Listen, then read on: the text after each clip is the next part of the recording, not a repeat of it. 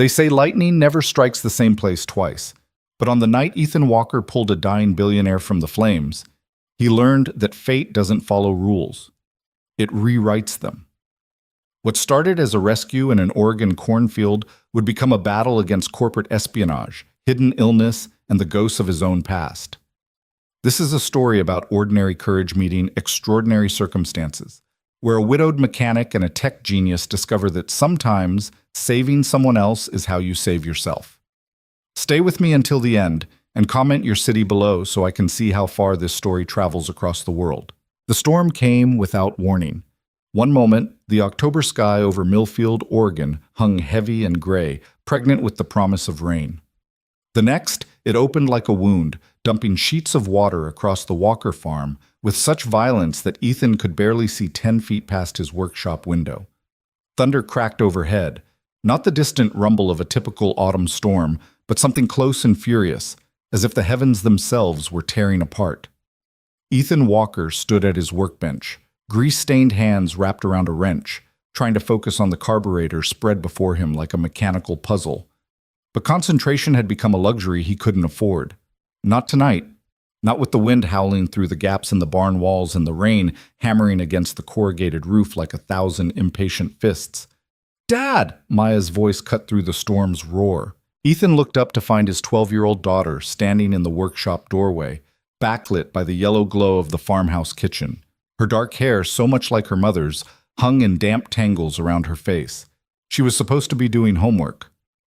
"What's wrong, sweetheart?" Ethan set down the wrench and wiped his hands on an already dirty rag. "The power just went out, and Dad—" Maya hesitated, her brown eyes wide. "There's something weird in the sky." Ethan felt a familiar tightness in his chest. Maya wasn't a kid who scared easily. She was smart, observant, grounded in a way that made him both proud and sad. She'd had to grow up too fast after Sarah died 3 years ago. Cancer didn't care that a little girl still needed her mother. It didn't care that a man still needed his wife. "What do you mean, weird?" Ethan moved toward the door and Maya stepped aside to let him pass. "Just come look." They ran together across the muddy yard, rain immediately soaking through Ethan's flannel shirt. The farmhouse loomed ahead, a 2-story colonial that had belonged to Sarah's grandparents. It needed a new roof and fresh paint, but it was home. The only home Maya had ever known. Inside, the kitchen was dark except for the emergency lantern Maya had placed on the table. Smart girl. Always thinking ahead. Through the window above the sink, Ethan could see nothing but rain and darkness and the occasional flash of lightning that turned the world briefly white. "There," Maya pointed. "Watch the sky toward the west." Ethan pressed his face close to the glass, breath fogging the cold pane. At first he saw nothing unusual, just the storm's fury, rain slanting sideways in the wind. Then lightning flashed again, and in that moment of illumination, he saw it. Lights. High up, moving erratically. Not stars. These were too bright, too low, and they weren't holding steady. They jerked and dipped, tracing a chaotic pattern against the black canvas of the storm. "A plane," Ethan breathed. "Is it supposed to move like that?" Maya asked, and the fear in her voice made something old and military snap to attention in Ethan's spine. "No, it's not." He'd seen enough during his 6 years as an Army combat engineer to recognize disaster in motion. Those lights weren't navigating through the storm. They were fighting against it, losing against it. As they watched, the lights tilted at an impossible angle. Even through the rain and distance, Ethan could hear it now. The high-pitched scream of jet engines straining, the mechanical shriek of something going catastrophically wrong. "Dad, it's coming toward us." She was right. The plane, and Ethan could see now it was smaller than a commercial airliner, probably a private jet, was descending fast. Too fast. The nose dipped sharply, then jerked up again as whoever was piloting fought for control. But the storm was relentless, wind shear battering the aircraft like a toy. "Maya, go to the basement, now." "But Dad, now!" He'd used his command voice, the one he'd sworn he'd never use with his daughter after he left the service. But this wasn't the time for discussion. This was the time for survival. Maya ran, and Ethan heard her footsteps pounding down the basement stairs. He should have followed her, should have taken cover. That's what any sensible person would do when a plane was about to crash on their property. But Ethan Walker had stopped being sensible the day they lowered Sarah into the ground. He burst out the front door and into the storm. Rain hit him like a wall, instantly plastering his clothes to his body. Wind nearly knocked him sideways. Above, the plane's lights were so close now he could make out the sleek white fuselage, could see flames trailing from one engine, orange and terrible against the black sky. The jet screamed overhead, maybe 200 feet up, and Ethan's heart seized. It was going to hit the house. He'd sent Maya to the basement, but if that thing came down on the farmhouse... At the last second, the nose lifted slightly. The plane cleared the house by maybe 30 feet, close enough that Ethan felt the heat from the burning engine, close enough that the roar of tortured metal and dying machinery drowned out even the thunder. Then it was past, hurtling toward the cornfield behind the barn. Ethan ran. His boots splashed through puddles, slipped on mud, but he kept moving. Behind him, he heard Maya screaming his name from the house, but he couldn't stop. Wouldn't stop. Someone was on that plane. Someone was about to die. The cornfield spread out in 30 acres of autumn-dried stalks, most of them already harvested, leaving stubbled earth and scattered sheaves. The plane hit in the center, and for a single suspended moment, it seemed almost gentle, a massive metal bird settling onto a rough nest. Then the world exploded. The fireball erupted upward in a column of orange and red that turned night into day. The shockwave knocked Ethan off his feet, sending him sprawling face first into the mud. Heat washed over him, so intense he felt his exposed skin begin to blister. Debris rained down, twisted metal, burning plastic, unidentifiable fragments of what had once been a multi-million-dollar aircraft. Ethan pushed himself up, ears ringing. The plane had broken into 3 main sections. The tail lay 20 yards to his left, already being consumed by flames. The midsection, what he thought was the passenger cabin, had separated and was sliding on its belly through the mud, leaving a long scar in the earth. The cockpit and nose section were somewhere in the inferno ahead, lost in the flames. No one could survive that. But as Ethan watched, the passenger section ground to a halt about 50 yards from the main fireball. Flames were already licking up the sides, but it wasn't fully engulfed. Not yet. Someone could be inside. "This is insane," Ethan muttered to himself. But his feet were already moving. He'd spent 3 tours in Iraq and Afghanistan. He'd pulled wounded soldiers from burning Humvees, had run through active firefights to reach the injured, had diffused IEDs while bullets zipped past his head. He'd been decorated for valor twice, though he'd thrown both medals in a drawer and tried to forget they existed. The Army had taught him 2 things: how to save lives and how to watch them end. After Sarah died, he'd thought he was done with both. Apparently, he'd been wrong. The heat intensified as he approached the wreckage. The passenger section lay on its side, one wing torn completely away, the other bent at a sickening angle. Through a shattered window, Ethan could see the interior: expensive leather seats, polished wood paneling, now all crumpled and askew. And movement. Someone was inside, trying to crawl toward the exit. The main door hung partially open, jammed against the mud. Ethan grabbed the edge and pulled, muscles straining.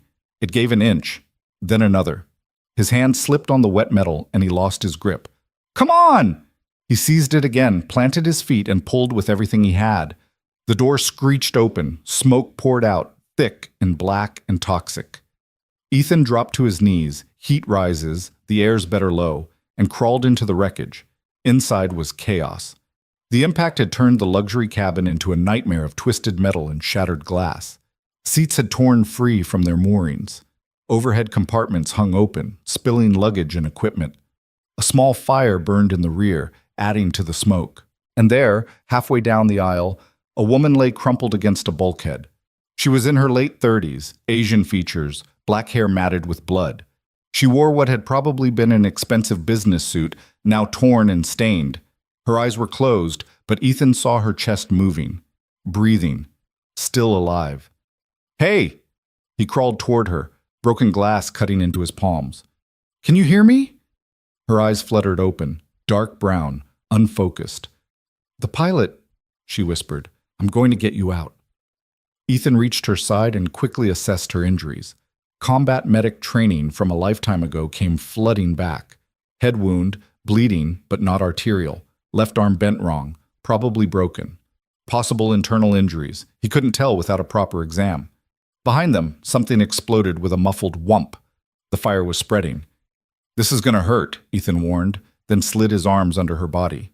She gasped in pain as he lifted her, and he felt her blood soaking into his already wet shirt. She was lighter than he'd expected, maybe 5'5" and slight. But dead weight is always heavy, and the smoke was getting thicker. He turned toward the exit and froze. Flames now blocked the doorway, creeping up from the fuel-soaked ground outside. In seconds, they'd engulfed the entire cabin. "Other side?" the woman mumbled against his shoulder. "Window." Ethan looked where she indicated. A large window on the upward-facing side of the tilted cabin. It had shattered on impact, leaving a jagged opening to the rain-soaked sky. Getting out that way meant climbing while carrying her. While the plane burned. While his lungs filled with smoke and his vision started to blur. "Okay," he said. "Okay, we can do this." He carried her to the window, then set her down as gently as he could. She whimpered but stayed conscious. Ethan grabbed a seat cushion and used it to knock away the worst of the jagged glass. "I'm going to push you up and out," he told her. "Once you're through, just drop. It's not far to the ground on that side." She nodded weakly. Ethan lifted her again, this time pushing upward. She tried to help, her good arms scrabbling for purchase on the window frame. He felt glass cutting into his own arms as he boosted her higher. Almost there. Behind them, fire roared. The heat was unbearable now, searing Ethan's lungs with every breath. His vision swam. Just a few more seconds. The woman tumbled through the window and disappeared with a splash into the mud outside. Ethan jumped, grabbed the window frame, and hauled himself up. His arms shook with exhaustion, and for a terrible moment he thought he wouldn't make it. Then his military training kicked in one more time, and he pulled himself through with a final surge of adrenaline. He hit the ground hard, pain shooting through his shoulder, but there was no time to rest. The woman lay a few feet away, barely moving. Ethan crawled to her, got his arms around her again, and dragged her away from the wreckage. 20 yards, 30, 50. Behind them, the passenger section finally gave up its fight. The flames found something critical, maybe hydraulic fluid, maybe pressurized oxygen tanks, and the entire structure erupted. The shockwave rolled over them, and Ethan threw himself across the woman's body, shielding her from the rain of debris. When he finally looked up, the entire crash site was a sea of flames. Nothing could have survived that inferno. Nothing except the two of them, lying in the mud and rain, while the storm raged on and the fire turned the night orange. Ethan became aware of screaming. Maya. He lifted his head and saw his daughter running across the field, illuminated by the flames. Behind her, other figures were emerging, neighbors, drawn by the explosion. Tom Patterson from the next farm over, Kelly Morrison from down the road, all staring in shock at the destruction that had fallen from the sky. "Dad!" Maya reached them and dropped to her knees. Tears streamed down her face. I thought you were..." "I'm okay." Ethan's voice came out as a rasp. His throat felt like he'd swallowed broken glass. "I'm okay, baby, but she needs help." Tom Patterson appeared at his shoulder, cell phone in hand. "Ambulance is on the way. Jesus, Ethan, how did you..." "Get blankets," Ethan interrupted. "She's going into shock." He was going into shock too, but that could wait. He rolled off the woman and carefully checked her pulse. Still there, but weak and thready. Her eyes were closed again, and blood continued to seep from the gash on her head. Someone draped a blanket over her. Someone else wrapped one around Ethan's shoulders. Maya pressed against his side, shaking. He put an arm around her, holding her close. "It's okay," he murmured, though he wasn't sure if he was talking to Maya or himself. "It's going to be okay." In the distance, sirens began to wail. Help was coming. But as Ethan looked down at the unconscious woman in the mud, at the burning wreckage that had nearly killed them both, at his terrified daughter clinging to his side, he had the sudden, inexplicable feeling that nothing would ever be okay again. Not in the way it had been. The storm continued to rage, but the rain was finally winning its battle against the flames. Steam rose from the wreckage in thick clouds, mixing with the smoke.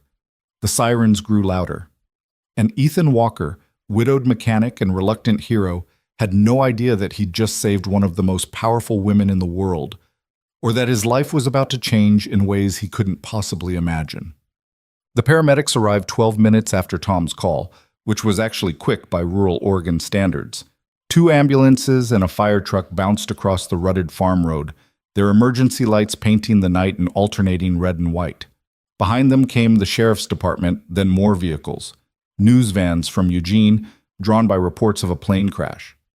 Ethan sat in the mud with the woman's head in his lap, keeping her stable while Maya pressed a neighbor's clean towel against the head wound. His daughter's hands shook, but her face was set with determination, so much like her mother. "Sir, we need to get in there." A young paramedic, couldn't have been more than 25, eager face beneath his rain-soaked cap, knelt beside them with a medical kit. Ethan carefully transferred the woman to their care and stood on shaky legs. Now that the adrenaline was fading, pain arrived in a rush. His hands were cut to ribbons from the glass. His shoulder throbbed where he'd hit the ground. Burns covered his forearms, and every breath sent sharp needles through his lungs from smoke inhalation. "You need treatment too," the paramedic's partner said, a middle-aged woman with kind eyes. She was already steering Ethan toward the second ambulance. "I'm fine. Take care of her first." "There are 2 of us, honey. We can handle both." Before Ethan could protest further, Sheriff Daniels appeared, a stocky man in his 50s with a weathered face and shrewd eyes. He'd been sheriff of Canyon County for 20 years and had known Ethan since he was a kid. "Ethan Walker, what the hell were you thinking running into a burning plane?" "Wasn't much thinking involved, Jim. More reacting." The sheriff grunted.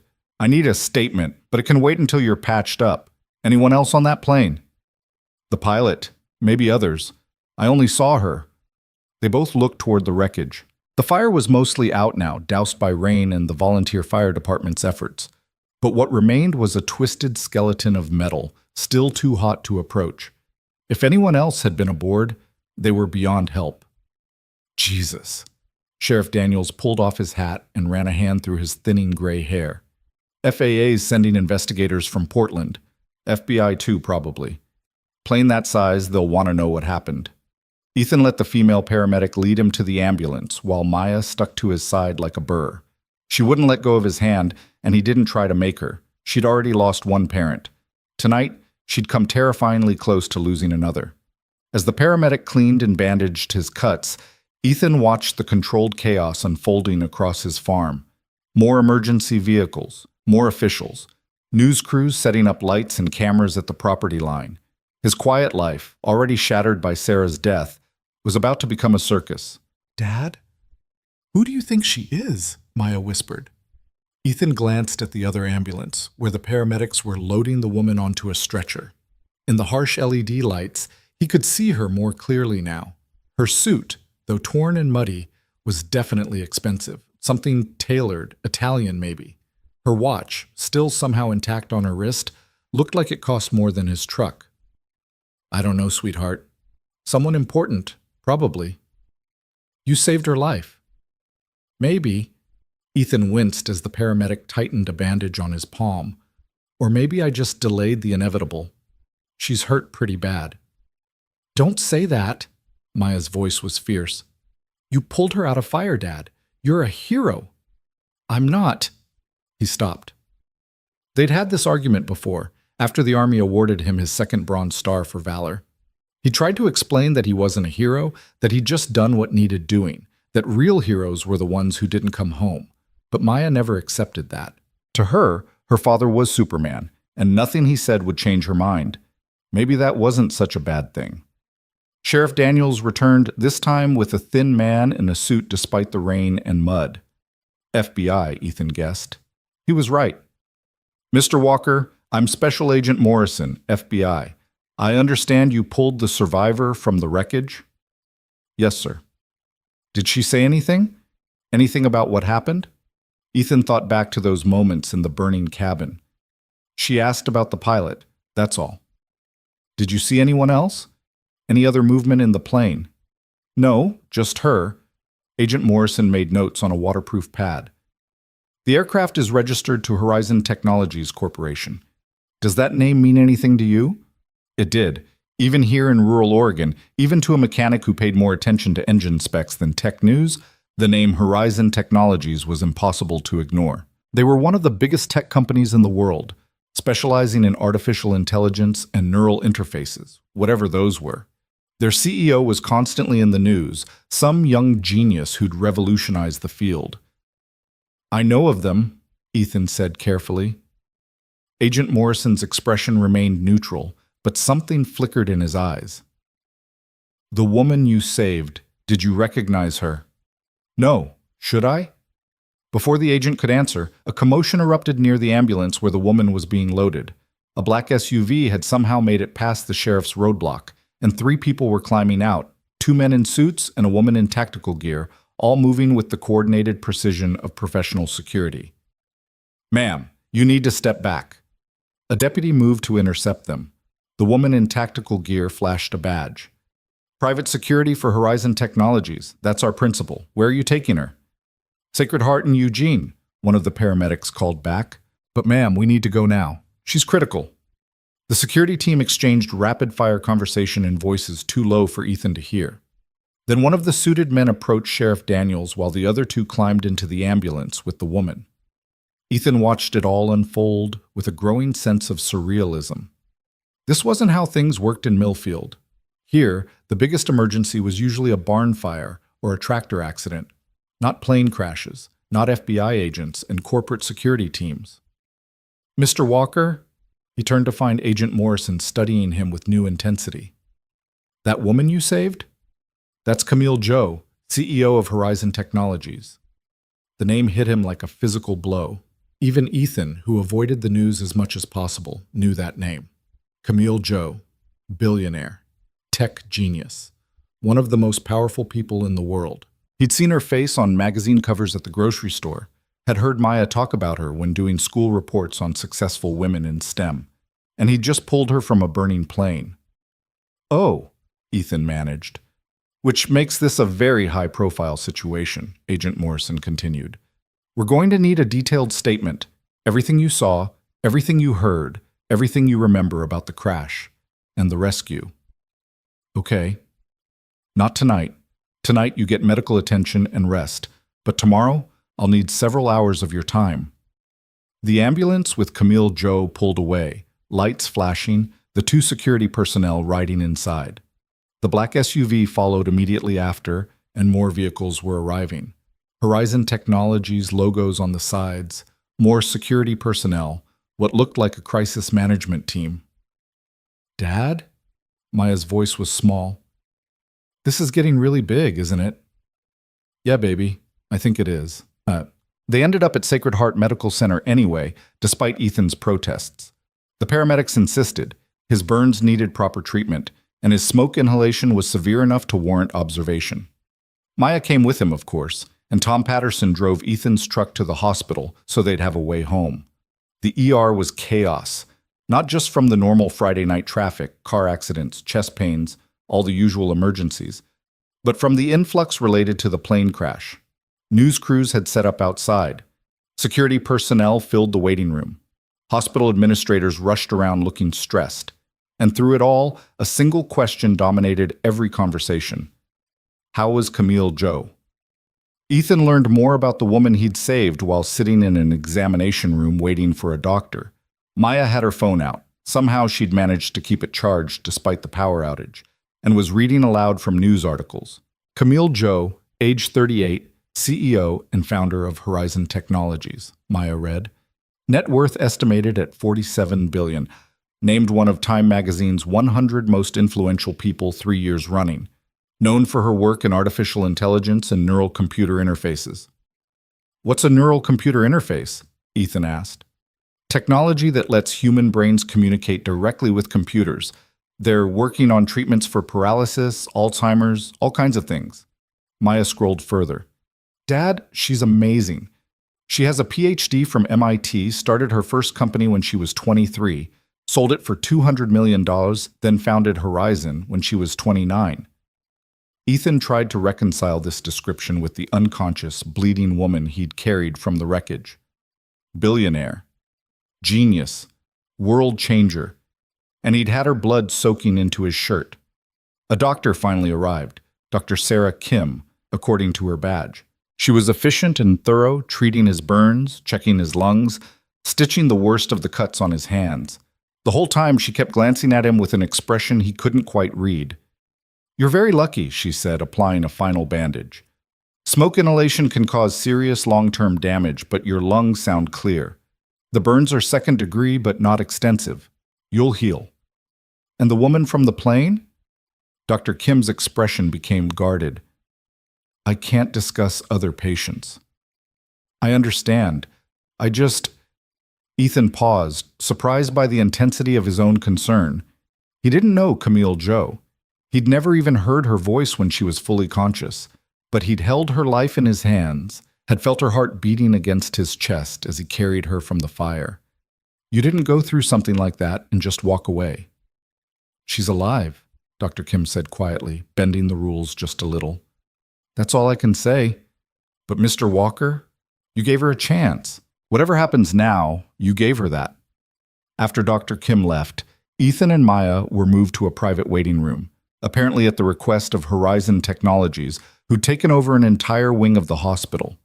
They sat together on an uncomfortable couch, Maya curled against his side, both of them exhausted, but too wired to sleep.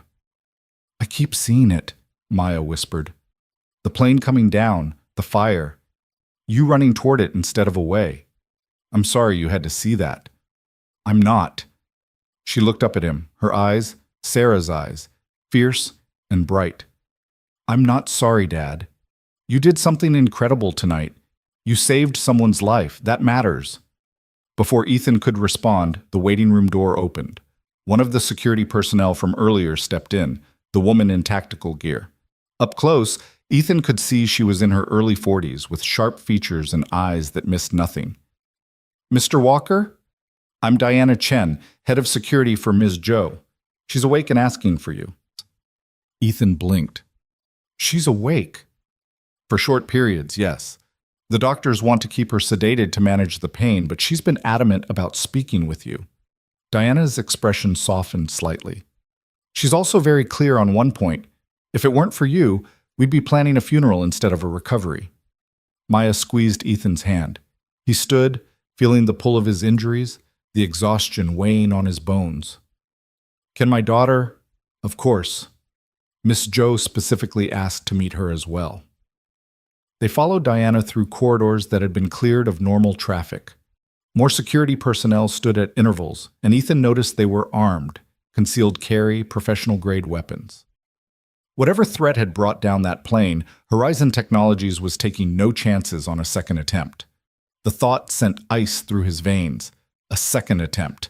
He'd been so focused on the crash as an accident that he hadn't considered other possibilities. But the FBI's involvement, the intense security, the way Diana's hand never strayed far from her weapon, it all suggested something darker.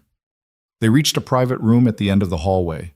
More security outside and inside, enough medical equipment to run a small ICU. And there, in the bed surrounded by monitors and IV lines, was Camille Joe. She looked smaller than Ethan remembered, more fragile. Bandages covered the left side of her head, and her left arm was in a cast. Bruises darkened her face, but her eyes were open and alert, fixed on the doorway with an intensity that seemed to cut through the pain medication. "Mr. Walker," she said. Her voice was hoarse but steady. "Please, come in." Ethan approached the bed, acutely aware of his own appearance. Still in his muddy, blood-stained clothes, burns and bandages visible on his arms. Maya stayed close to his side, suddenly shy in the presence of such concentrated wealth and power. "Ms. Joe, I'm glad to see you awake." "Because of you." Camille's gaze moved to Maya. "And you must be the daughter Diana told me about. What's your name?" "Maya Walker," his daughter managed, her voice barely above a whisper. "Maya, that's beautiful." Camille smiled, though it clearly hurt. "I understand you were very brave tonight. My dad's the brave one." "Your father is extraordinary," Camille agreed. "He ran into a burning plane to save a complete stranger. That's not bravery, that's heroism." Ethan felt heat rise in his face that had nothing to do with his burns. I just did what anyone would have done. No. Camille's voice was firm, despite its weakness. Most people would have run the other way. Most people would have called 911 and waited. You didn't. You saw someone in danger and you acted, without thought for your own safety. She paused, struggling with emotion. My pilot, Richard, did he… I'm sorry. Ethan shook his head. The cockpit took the worst of the impact. Camille closed her eyes briefly, grief flickering across her face. He had a wife, 2 kids in college, 20 years flying for Horizon. When she opened her eyes again, they were wet. This shouldn't have happened. We'd filed a flight plan, checked the weather. The plane was maintained perfectly. This shouldn't have… She broke off, and Diana stepped forward with a glass of water. Ms. Joe, you need to rest. In a moment. Camille took a sip, then fixed Ethan with that intense gaze again. Mr. Walker, Ethan, I need to ask you something important. Do you remember anything unusual about the crash, anything you heard or saw before the plane went down? Ethan thought back, replaying those frantic minutes. It was fighting the storm. The engines sounded wrong. One was on fire. But I'm not a pilot. I wouldn't know if there was something more. And after, when you were inside?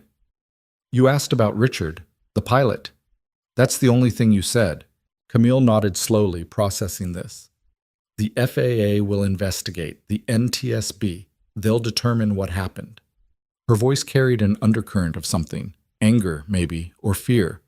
But Ethan, I need you to know something. What you did tonight, pulling me from that wreckage. She had to stop, overcome. You gave me a second chance. Whatever happens with the investigation, whatever comes next, I owe you my life.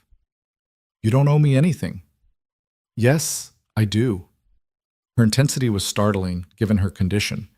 And I pay my debts. Before Ethan could respond, Diana stepped in again. Ms. Joe, the doctors are insisting. You need rest. Camille looked like she wanted to argue, but exhaustion was clearly winning. Ethan, Maya, will you stay in Eugene tonight, please? The Horizon team has rooms at the Hilton downtown. Everything's taken care of. That's not necessary. It is to me. Camille's eyes were already closing. Please. Humor a woman who just cheated death. Diana will arrange everything. And just like that, she was asleep, pulled down by medication and the body's desperate need for healing. Diana shepherded them out of the room. In the hallway, she pulled out a phone and made rapid calls, her voice crisp and efficient. Within minutes, arrangements were made. Suite at the Hilton, clothing delivered to the room in their sizes, transportation waiting. This is too much, Ethan protested as they rode the elevator down. Diana gave him a look that might have been amusement. Mr. Walker, you saved the life of a woman worth $47 billion. By any calculation, a hotel room and some clothes are getting off cheap. Her expression grew more serious. But beyond the monetary value, beyond what the company owes you, Camille Joe is my friend. She's a good person in a world that doesn't always reward goodness. You brought her back from the edge tonight. There's no price on that. The black SUV was waiting at the hospital's private exit, shielded from the news crews still camped at the main entrance. As they drove through Eugene's late-night streets toward the hotel, Ethan stared out the window and tried to process the evening's surreal turns. 12 hours ago, his biggest concern had been whether he could afford a new transmission for Mrs. Henderson's Buick. Now he was being chauffeured to a luxury hotel by the security team of one of the world's richest women, a woman whose life he'd saved, whose blood he could still feel dried on his skin beneath the fresh hospital shirt they'd given him. Maya had fallen asleep against his shoulder, exhausted by fear and adrenaline crash. Ethan held her close and watched the city lights blur past and wondered what the hell happened next. He didn't have to wonder long. The Hilton suite was bigger than Ethan's farmhouse. Floor-to-ceiling windows overlooked downtown Eugene, leather furniture arranged in conversation areas, a kitchen that probably cost more to design than he made in a year. Maya woke up long enough to marvel at it, then disappeared into one of the bedrooms. There were 3, and crashed hard. Ethan should have done the same. His body screamed for sleep, but his mind wouldn't stop racing, replaying the crash, the fire, Camille Joe's face in that moment he'd first seen her in the burning plane. He showered, washing away the mud and blood and smoke smell, trying not to wince as hot water hit his burns. Someone had indeed delivered clothes, multiple outfits in his size, from casual to formal. He pulled on sweatpants and a t-shirt, both soft and expensive in a way he wasn't used to. The TV in the living room was tuned to CNN, volume low. He turned it on hoping for background noise to quiet his thoughts, but instead found himself watching footage of his own farm. Dramatic rescue in rural Oregon tonight, the anchor was saying, where a plane carrying tech CEO Camille Joe crashed during a severe thunderstorm.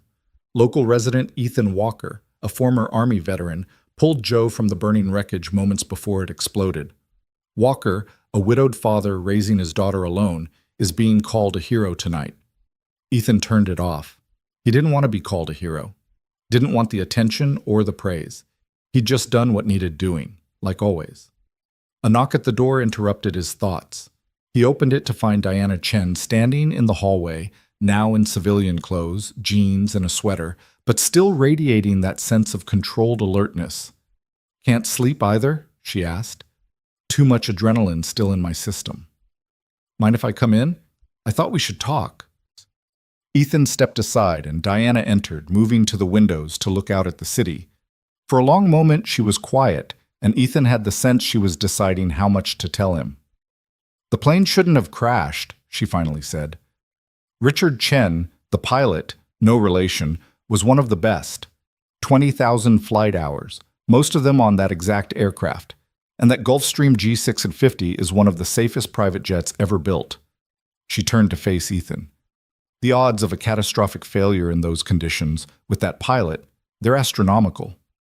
You think it wasn't an accident?" "I think we need to wait for the investigation." Her tone was carefully neutral. "But I also think you should know that Camille has enemies, powerful ones." Ethan felt that ice in his veins again. "What kind of enemies?" "The kind who don't like what she's building. The kind who see neural computer interfaces as a threat to their own interests." Diana moved to sit in one of the leather chairs, gesturing for Ethan to do the same. Horizon is about to launch the most advanced neural interface ever created, Project Icarus. It could revolutionize medicine, help millions of people with neurological conditions. But it could also disrupt entire industries. There are people who'd rather that didn't happen. "And you think someone tried to kill her?"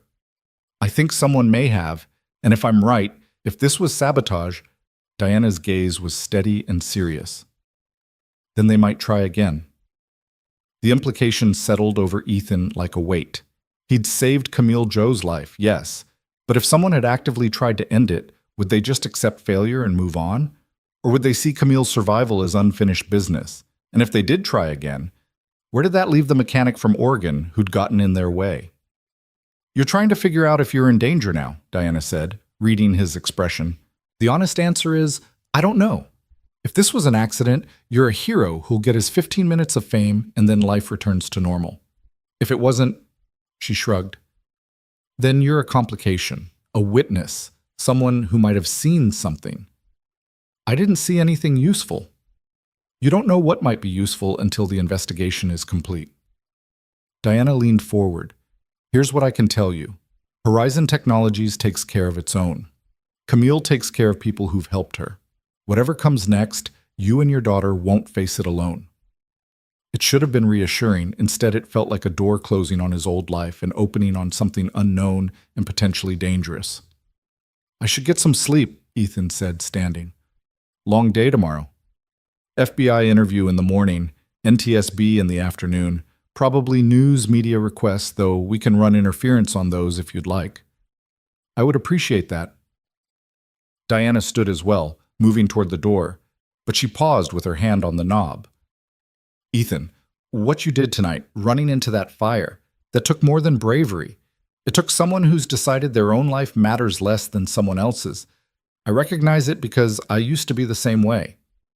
Her eyes held understanding and something like concern. "Just make sure Maya doesn't lose another parent because you don't value yourself enough."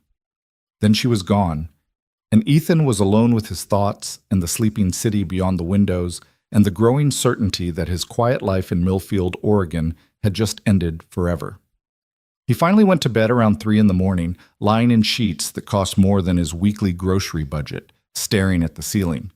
Sleep came eventually, but it brought dreams of fire and falling planes and a woman's face in the moment between death and survival.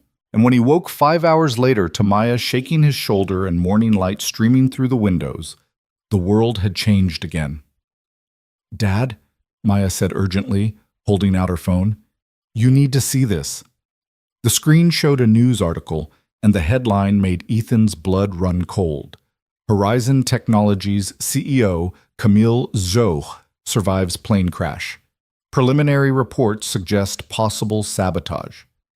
The quiet life was definitely over, and somehow Ethan knew this was only the beginning. The FBI interview lasted 3 hours.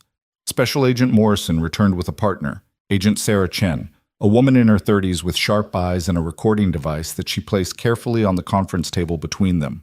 They were in a private room at the Hilton, requisitioned by the Bureau for the investigation. Through the windows, Ethan could see downtown Eugene going about its Saturday morning routine, oblivious to the federal investigation unfolding in their midst. Maya waited outside with Diana, who'd arrived at 7 with breakfast and a lawyer, just in case, she'd said, though Ethan wasn't sure if that made him feel better or worse. "Let's start from the beginning," Agent Morrison said, his pen poised over a legal pad despite the recorder. "What time did you first notice the aircraft?" Ethan walked them through it again.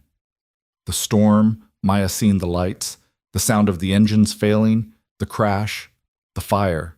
Every detail he could remember, which seemed both too much and not enough. "When you were inside the aircraft," Agent Chen interrupted, "did you notice anything unusual? Any smells besides smoke and fuel?" "Like what?" "Accelerants, chemical odors, anything that seemed out of place for a plane crash." Ethan thought back, trying to separate the chaos of those moments into distinct sensory memories. Just smoke and burning plastic, jet fuel. I wasn't exactly cataloging smells while trying not to die. Agent Chen made a note. "Fair enough. What about the structural damage? Did anything look like it had been tampered with?" "I'm a mechanic, not an aircraft investigator. I wouldn't know what tampering looks like on a Gulf Stream." Ethan felt his patience thinning. "Look, I pulled an unconscious woman from a burning plane, that's all. I didn't conduct a forensic examination." "We understand, Mr. Walker," Agent Morrison said in a placating tone. "But you have mechanical expertise. You spent 6 years as an Army combat engineer. Your eye for detail might have caught something without you realizing it." So they'd done their homework on him. Ethan supposed he shouldn't be surprised. He tried to give them what they wanted, reaching back into those terrifying minutes for anything unusual. The way the cabin had been torn apart, the fire starting in the rear, the jam door that he'd forced open. But it all just seemed like normal crash damage to him. Normal in the sense that planes weren't designed to hit the ground at 300 miles per hour. "Ms. Zhou mentioned the pilot when she regained consciousness," Agent Chen said. "Exact words?" "She just said the pilot, like a question, or maybe she was worried about him. Then I told her I was getting her out." "Nothing about what caused the crash? No mention of mechanical failure or—" Agent Chen paused deliberately. "Anything else?" "No, she was barely conscious. I'm not sure she even knew where she was." The agents exchanged a glance that Ethan couldn't read. They had information they weren't sharing. He could feel it in the room's tension, in the careful way they phrased their questions.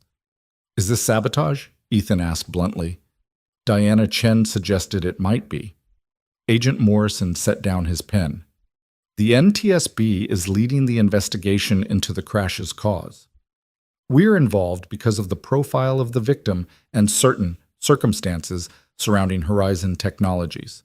He chose his words carefully. "There have been threats against Miss Zhou in recent months, mostly online, mostly from fringe groups opposed to AI development. But some have been more specific and credible." "Credible enough to bring down a plane?" "We're exploring all possibilities," which wasn't an answer at all. They questioned him for another hour, going over the same ground repeatedly, trying to shake loose some detail he might have forgotten. But Ethan had nothing more to give them. He'd seen a plane crash. He'd pulled someone from the wreckage. End of story. Except it clearly wasn't the end. Not for the FBI, and not, He was beginning to realize, for him. When they finally released him, Ethan found Maya in the hallway, curled up on a leather bench with her phone. Diana stood nearby, speaking quietly into her earpiece. She ended the call when she saw him. "How'd it go?" "They think it was sabotage." "They tell you that?" "They didn't have to." Ethan rubbed his face, feeling the exhaustion in his bones. He'd slept maybe 4 hours, and the burns on his arms were starting to throb despite the pain medication. "What happens now?" "Now you have lunch with Camille." Ethan blinked. "What?" "She's insisting. The doctors aren't happy about it, but Camille Joe doesn't take no for an answer very well." Diana's expression softened. "She wants to thank you properly. And I think she needs to see that you're okay, that saving her didn't destroy you in the process." Something in Diana's tone suggested personal experience, but before Ethan could ask, Maya was at his side. "Can we see her, Dad? Please?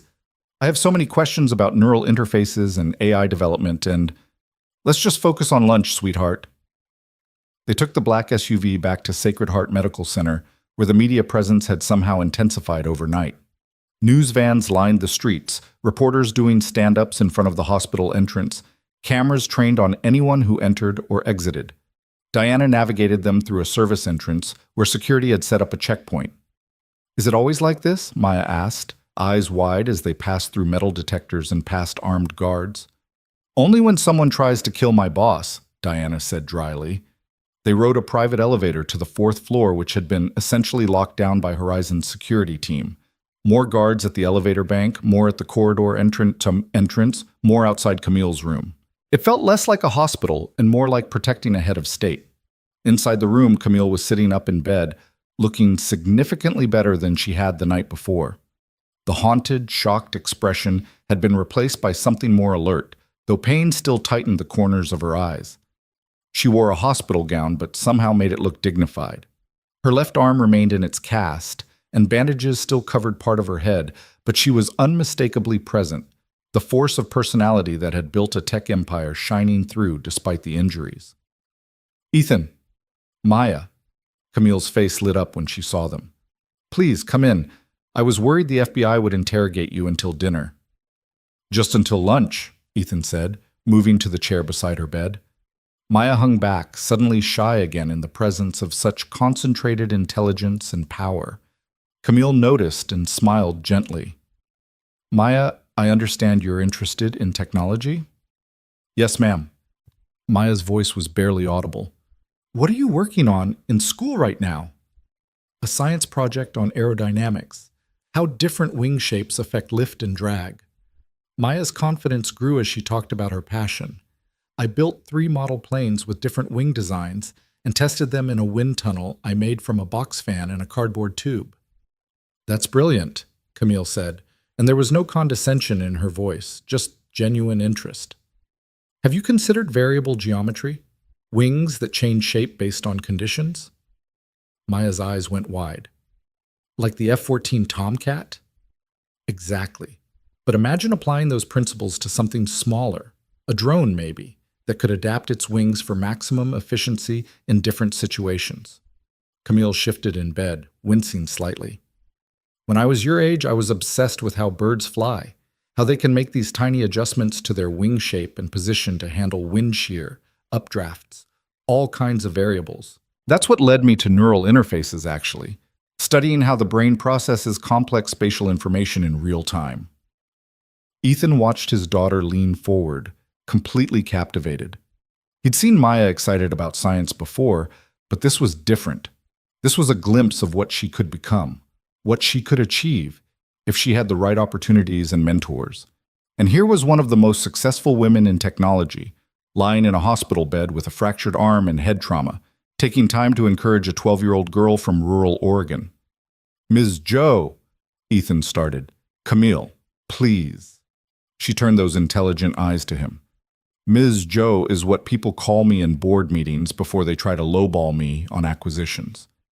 Despite everything, Ethan smiled. "Camille, you really don't need to do all this. The hotel, the lawyer, the—" "Yes, I do."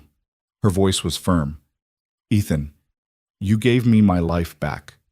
Every morning I wake up from now on is a gift you gave me. How could I not want to say thank you? You already did. Last night. That was gratitude in the moment. This is... Camille paused, searching for words. This is acknowledging that actions have consequences. You acted with extraordinary courage, and that deserves to be recognized. Not with a press conference or a medal, since Diana tells me you'd hate that, but in ways that actually matter. A knock at the door interrupted them. A hospital staffer entered with lunch. Not the usual hospital fare, but catered from somewhere expensive. Salmon, fresh vegetables, crusty bread, enough for all of them. They ate together, and Camille asked about their life in Millfield. What did Ethan fix in his shop? What was Maya's favorite subject besides science? How long had they lived on the farm? Simple questions, but Ethan had the sense she was building a picture, understanding who they were beneath the surface. Sarah, my wife, grew up on that farm, Ethan found himself saying. Her grandparents built the house in 1952. When we got married, they signed it over to us. That was 11 years ago. He glanced at Maya, who was focused on her salmon. She died 3 years back. Cancer. I'm sorry. Camille's sympathy was quiet and genuine. Losing someone you love, it changes the shape of the world. Yeah. Ethan set down his fork, appetite suddenly gone. It does. My mother died when I was 14, Camille said softly. Stroke. 1 minute she was helping me with homework, the next she was on the floor, and nothing we did could bring her back. She looked at Maya. It's the worst thing in the world, losing a parent, but you survive it, and sometimes you do more than survive. You honor them by becoming who they hoped you'd be. Maya's eyes filled with tears, but she didn't look away. My mom wanted me to be brave, to try things even when they're scary. Then you're already honoring her. Camille reached out with her good hand, and Maya took it. And you have an incredible father who models that courage every day. The moment stretched between them, grief recognized and shared, even across the vast divide of wealth and circumstance. Ethan felt something tight in his chest loosen slightly. He'd been so focused on keeping Maya safe, on maintaining stability after Sarah's death, that he'd forgotten other people had survived similar losses. They weren't alone in their grief, even if it sometimes felt that way. Diana entered quietly, her expression apologetic. Camille, the board is insisting on a video call. They've been patient, but tell them 10 minutes. Camille sighed, then turned back to Ethan and Maya.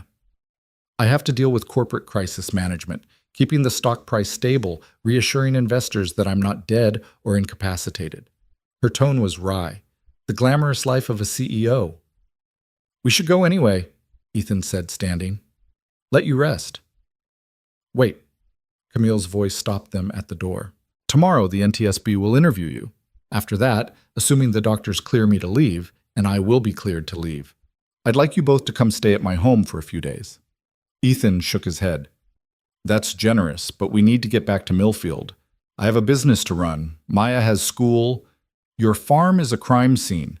The FBI has it cordoned off for investigation. Camille's voice was gentle but firm. Diana checked this morning. They're estimating at least a week before you can return, possibly longer. And even then, there will be cleanup, wreckage removal, soil testing for fuel contamination. Ethan felt the ground shift beneath him again. Of course the FBI had taken over his property. Where else would they investigate the crash? But he hadn't thought through the implications, where they'd stay, how he'd work, what this meant for their life. The school's been notified that Maya will be out for the week, Camille continued. Your neighbors, Tom and Kelly, have offered to handle your pending repair jobs and take care of your animals. Diana arranged all of this morning because I asked her to. She met his eyes. Ethan, for the next week at least, you're homeless. Let me give you a place to stay. Let me help. Why? The question came out harder than Ethan intended. Why does it matter so much to you? Camille was quiet for a moment, and when she spoke, her voice carried weight. Because I almost died, and you stopped it from happening. Because I've spent 15 years building a company, but in those moments when you pulled me from the fire, none of that mattered. The money, the power, the influence, it all meant nothing. What mattered was human kindness. Human courage. She paused. That's worth more than any technology I'll ever create, and I want to honor it properly. Ethan looked at Maya, who was watching him with hope in her eyes. His practical side said to refuse, to find a motel somewhere and maintain their independence. But the truth was, they had nowhere to go. His insurance would eventually cover expenses, but that took time, and Maya deserved better than a cheap motel while their life was in limbo. Okay, he finally said. A few days, until we can go home. Camille's smile was radiant despite her injuries. Thank you. My house in San Francisco, you'll like it. It has a workshop that puts most professional facilities to shame. And Maya, there's a library with more books on science and technology than you could read in a year. San Francisco? Maya's voice squeaked with excitement. Is that a problem? Camille asked. No, ma'am. I've just never been to a big city before. Then you're in for an adventure. Camille settled back against her pillows, exhaustion finally showing through. Diana will arrange everything. And Maya? Bring your aerodynamics project. I'd love to see it. They left Camille to her board meeting and her rest. In the hallway, Diana was already on her phone, coordinating logistics with the efficiency of a military operation. Private jet to San Francisco, once the FAA cleared Camille to fly again, which would probably be Monday. Doctors making house calls, security detail, everything managed, everything handled. This is overwhelming, Ethan muttered to Diana as they walked to the elevator. Get used to it. This is how Camille operates. She sees a problem and she solves it, usually before you realize the problem exists. Diana pressed the elevator button. But Ethan? She means what she says. She doesn't do anything out of obligation. If she's inviting you into her home, it's because she genuinely wants you there. The elevator arrived and they rode down in silence. Ethan's mind was racing, trying to process how completely his life had shifted in less than 24 hours. Yesterday morning, his biggest concern had been a carburetor rebuild. Now he was heading to San Francisco as the house guest of a billionaire he'd saved from a plane crash that might have been sabotage. It was absurd. It was surreal. It was happening anyway. Maya grabbed his hand as they exited the hospital through the service entrance, avoiding the media circus out front. Dad, is this crazy? This whole thing? Yeah, baby, it's pretty crazy. But good crazy, right? Like adventure crazy, not disaster crazy? Ethan looked down at his daughter, so much hope in her face, so much excitement mixing with uncertainty. Sarah would have loved this, he thought. She'd always wanted to show Maya the world beyond Millfield, to expose her to possibilities and opportunities. Cancer had stolen that chance. Maybe, in some strange way, this was the universe's apology. Good crazy, he said. Adventure crazy. Maya squeezed his hand and they climbed into the SUV for the ride back to the hotel. The rest of Saturday passed in a blur of interviews and arrangements. The NTSB questioned Ethan separately from the FBI, asking similar questions but with more technical focus. What had the engine sounded like? What was the angle of descent? Could he estimate the speed? Ethan answered as best he could, but he was a mechanic, not an aviation expert. They seemed disappointed he couldn't provide more concrete data. Sunday morning, Diana arrived with news. Camille had been cleared to travel and they'd leave for San Francisco that afternoon. The media had somehow gotten wind of Ethan's identity, and reporters were camped outside the hotel. Horizon's security team would escort them to a private airport, where a different Gulfstream, this one with twice the security measures and a pilot Diana personally vouched for, waited to take them south. What about our stuff at the farm? Maya asked. Already packed and loaded, Diana said. We had a team retrieve essentials yesterday while the FBI processed the scene. Your clothes, your school materials, your father's tools. Everything's waiting in San Francisco. Ethan started to protest the invasion of privacy, then stopped. What was the point? His life wasn't private anymore. The moment he'd run into that burning plane, he'd stepped onto a stage he didn't understand, with rules he didn't know. All he could do was hold on to Maya and try not to drown. The flight to San Francisco took 2 hours. Ethan spent most of it watching Maya's face pressed to the window, her expression full of wonder as they flew over California's landscape. Camille sat across from them, her arm in a sling, a laptop balanced on her knees despite Diana's disapproving looks. She worked steadily, occasionally wincing when movement jarred her injuries, but never slowing down. "Don't you ever rest?" Ethan asked. Camille glanced up, a slight smile on her lips. "I'm resting right now. You should see me when I'm actually working." "This isn't working? This is answering emails. Working is when I'm in the lab with my team, designing the neural pathways for the next generation interface, or in the boardroom, fighting off hostile acquisition attempts, or at conferences, trying to convince people that direct brain-computer communication isn't science fiction." She closed the laptop. "This is just maintenance." Sounds exhausting. It is, but it's also exhilarating. Camille's eyes lit up in a way that reminded Ethan of Maya talking about aerodynamics. "Do you know what it's like to build something that could change the world? To wake up every morning knowing that your work might help a paralyzed person walk again, or restore speech to someone who's lost it, or give independence back to people with degenerative conditions. That's what your neural interfaces do? That's what they will do. We're close, Ethan. So close." She touched her bandaged head unconsciously. "Project Icarus, the system we're launching next month. It's revolutionary. Full neural mapping, bidirectional communication, adaptation to individual brain patterns. It's everything I've worked toward for the last decade." "And someone tried to stop you." Camille's expression darkened. "Maybe. The investigation isn't conclusive yet. But yes, I have enemies who'd prefer Icarus never reaches the market." "Why?" "Because it threatens their interests. Pharmaceutical companies who make billions from medications that Icarus could replace. Tech competitors who've invested in inferior technologies. Even some governments worried about the implications of brain-computer interfaces."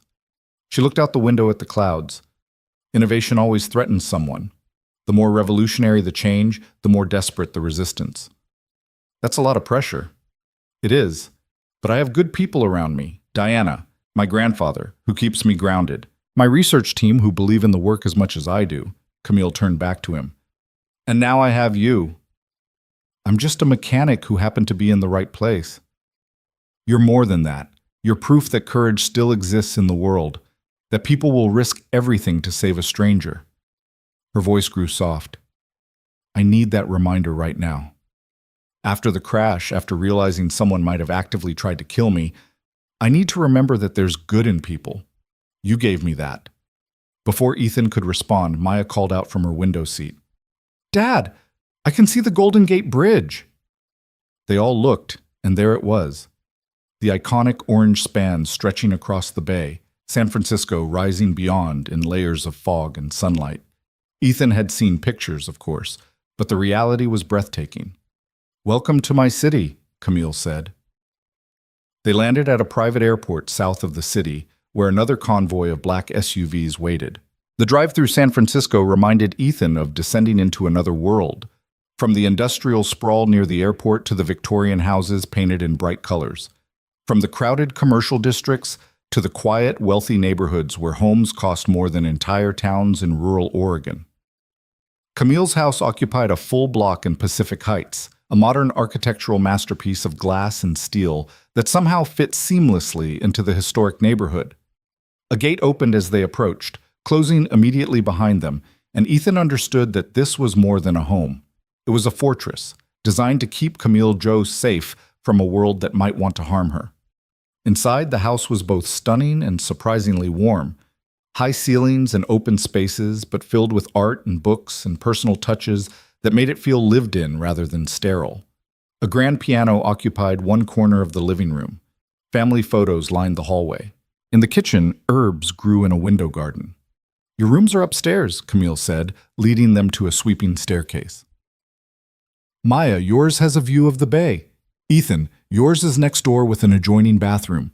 Everything you need should be there, but if not, just ask." The rooms were incredible. Maya's decorated in blues and whites with that promised bay view, Ethan's more masculine with dark woods and leather furniture. Their belongings had indeed been unpacked and arranged, everything in its place as if they'd always lived here. "This is too much," Ethan said again, feeling like a broken record. "It's a guest room." Camille's tone was patient. "I have 6 of them. You're using 2. The tragedy would be leaving them empty." "Camille." She held up her good hand. "Let me show you something." They followed her, slowly because her injuries clearly pained her, to the back of the house, through a door and down a short hallway to what she'd called a workshop. Ethan stepped inside and stopped. It was a mechanic's paradise. Every tool he could imagine, organized with military precision. Lifts, diagnostic equipment, a full machine shop in one corner. Classic cars in various states of restoration. A 1965 Mustang, a 1970 Chevelle, what looked like a vintage Porsche. "You rebuild cars," Ethan said, stunned. "It's my meditation. When the pressure of running Horizon gets too intense, I come down here and work with my hands. No algorithms, no board meetings, no stock prices, just metal and engines and the satisfaction of making something broken work again." Camille ran her good hand along the Mustang's fender. "My grandfather taught me. He was a mechanic in the Air Force, then ran his own shop for 40 years. Everything I know about building things, not just cars but anything, I learned from him." "Where is he now?" "Upstairs, probably napping. He lives here with me. Has since my grandmother passed 5 years ago." Camille smiled. "You'll meet him at dinner. Fair warning, he's going to love you. Former military, works with his hands, saved his granddaughter's life. You're basically his ideal human." Maya had wandered to the Mustang and was peering under the hood. "What year is this?" "The body style is first generation, but some of these engine components look newer." "Very good eye," Camille said. "It's a 65, but I'm doing a resto mod, keeping the classic exterior, upgrading the mechanics.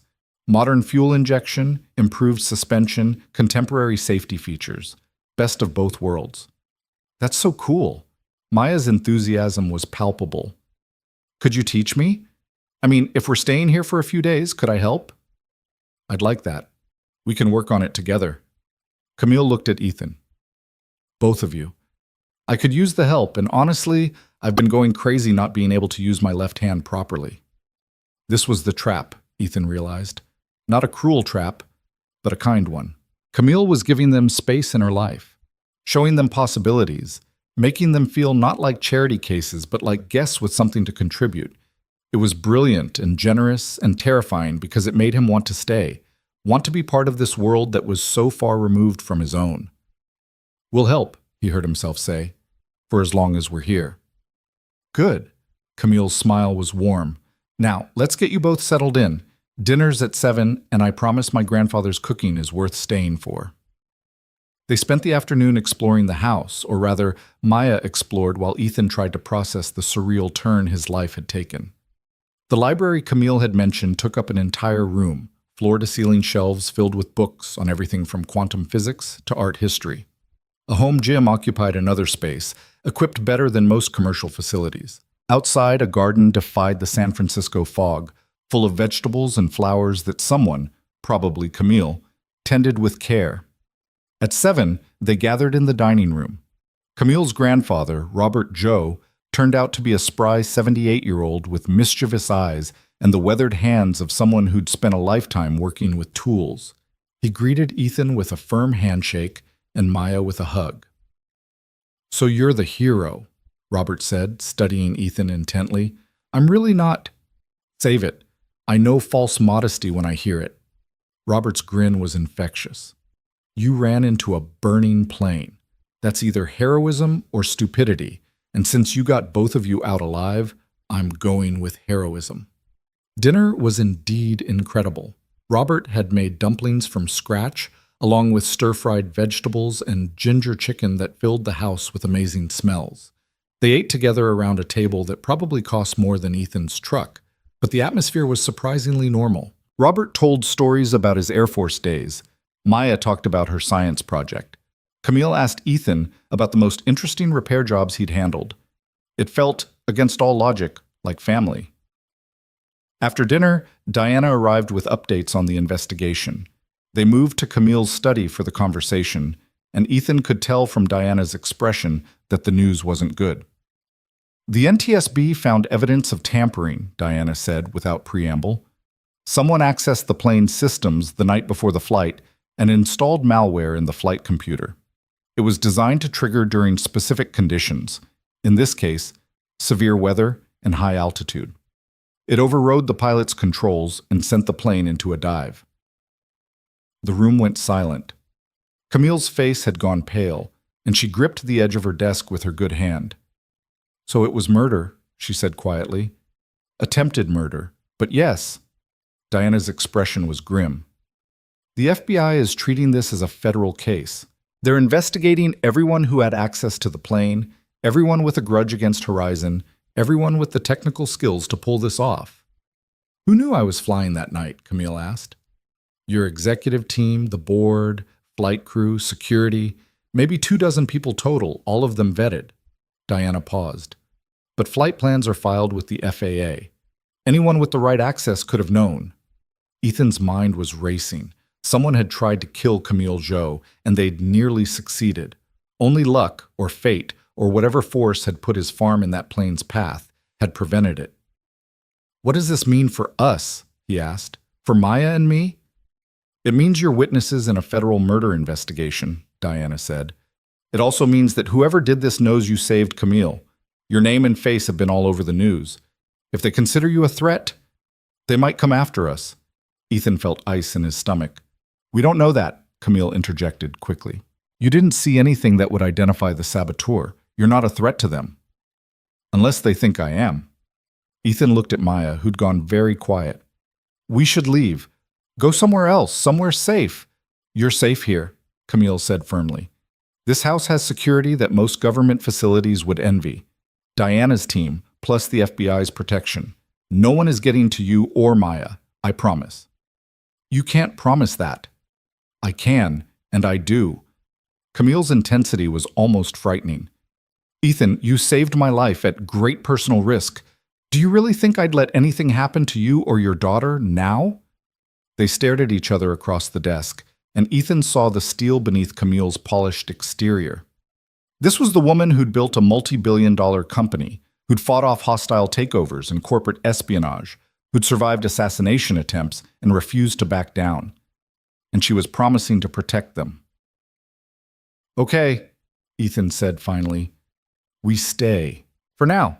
But if this gets worse..." "If it gets worse, we'll reassess. Together." Camille's expression softened. "I'm not your enemy, Ethan. I'm your ally. Let me act like one." Diana left to coordinate with the FBI, and Robert took Maya to the library to show her his collection of vintage aviation magazines. Alone with Camille, Ethan felt the weight of the day settling on his shoulders. "I'm sorry," Camille said quietly. "I never meant to drag you into this." "You didn't drag me anywhere. I chose to run into that plane. Still, if I'd known what would follow, the investigation, the media attention, the potential danger..." "You'd have what? Crashed somewhere else?" Despite everything, Ethan smiled slightly. "I don't regret saving you, Camille. I just wish it hadn't put Maya at risk." "She's safe. I'll make sure of it." Camille moved to the window, looking out at the city lights. "When I woke up in that burning plane, when I realized what was happening, I thought about all the things I'd never do. I'd never see Project Icarus launch, never reconcile with my father, never have children of my own. All these futures, just gone." She turned back to him. "You gave those futures back to me. However complicated this gets, that's worth everything." Ethan didn't know what to say to that. Instead, he stood and moved to join her at the window. The city spread out below them, millions of lives being lived, millions of stories unfolding. Somewhere out there was the person who'd tried to kill Camille Joe. Somewhere out there was the truth about what happened to that plane. And somehow, Ethan Walker had become part of this story, whether he wanted to be or not. "We should get some rest," Camille said. "Tomorrow's going to be intense. The FBI wants to coordinate our testimonies, and I have a board meeting to convince everyone that I'm still capable of running Horizon." "Are you?" Ethan asked. "Still capable, I mean. After what happened?" Camille was quiet for a long moment. "I have to be. Too many people are depending on me. The company, yes, but also everyone who's waiting for Icarus, everyone who could benefit from what we've built." She met his eyes. "I don't have the luxury of falling apart. Not yet." It was the most vulnerable she'd been since he'd met her, and Ethan recognized the feeling. After Sarah died, he'd had the same thought. Maya needed him, so he couldn't break. He had to keep functioning, keep providing, Keep being a father even when grief threatened to destroy him. For what it's worth, he said, I think you're stronger than you know. I hope you're right. Camille smiled, though it didn't quite reach her eyes. Good night, Ethan. Thank you for everything. He found Maya in the library, curled up in an armchair with Robert, both of them poring over a magazine article about P-51 Mustangs. His daughter looked up when he entered, and the happiness on her face made his chest ache. Dad, Mr. Joe flew these in Korea. He's telling me about dogfights and tactical maneuvers and everything. It's Robert, sweetheart. Mr. Joe makes me sound ancient. The old man's eyes twinkled. Your daughter's got a sharp mind, Ethan, asking all the right questions. She gets that from her mother. Smart woman, then. You're lucky. I was. Ethan felt the familiar pang of loss. Come on, Maya. Time for bed. She protested, but Robert backed him up. They said goodnights and headed upstairs where Maya's room waited with its bay view and comfortable bed. She changed into pajamas while Ethan checked the windows, locked, secure, with what looked like reinforced glass and security sensors. Dad? Maya's voice was small. Are we really in danger? Ethan sat on the edge of her bed, choosing his words carefully. I don't think so. The person who caused the crash. They were after Camille, not us. We're just witnesses. But if they think we saw something, we're safe here. Diana's team is the best, and the FBI is protecting us too. He smoothed her hair back from her face. I won't let anything happen to you, baby. I promise. I know. Maya's eyes were Sarah's eyes, brown and trusting. This is all so different from home. Yeah, it is. But also kind of amazing. Camille is incredible, and Robert's so nice, and this house is like something from a movie. She looked up at him. Is it okay to like it here, even though we're here because something bad happened? Ethan thought about it. I think so. Bad circumstances don't erase good things. Your mom taught me that. During the cancer? Yeah. Even when she was sick, she'd find things to be grateful for. A good day, a sunset, your laugh. His voice thickened. She'd say that joy doesn't wait for perfect circumstances. You take it where you find it. Maya was quiet, processing this. Then, Mom would have liked Camille. I think you're right. He kissed her forehead and turned off the light, leaving the door cracked open the way she liked. In his own room, Ethan stood at the window looking out at San Francisco, at this city that was now temporarily home, and tried to understand the path his life had taken. 24 hours ago, everything had been simple. Hard, but simple.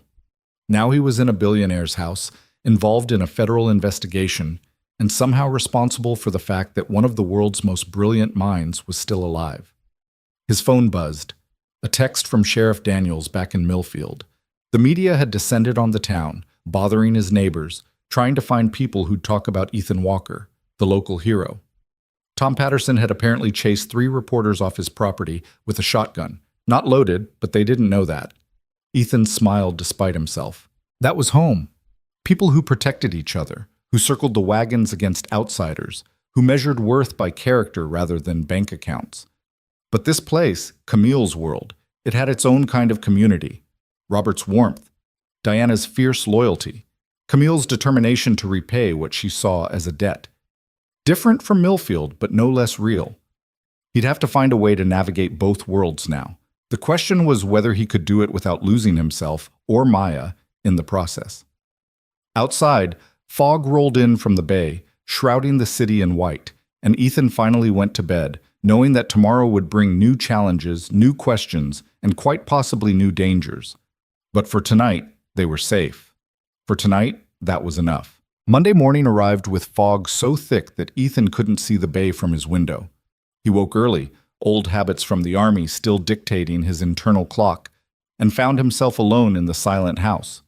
Even the staff, and he'd learned yesterday that Camille employed a small team who managed the household, hadn't arrived yet. He made coffee in the enormous kitchen, feeling out of place among the professional-grade appliances and imported tile. The machine alone probably cost more than his monthly mortgage payment. But the coffee was good, strong and dark, and he took it out to the back patio where morning light was starting to burn through the fog. You're up early. Ethan turned to find Robert Joe shuffling out in slippers and a bathrobe, his own mug of coffee in hand. The old man settled into a chair with a contented sigh.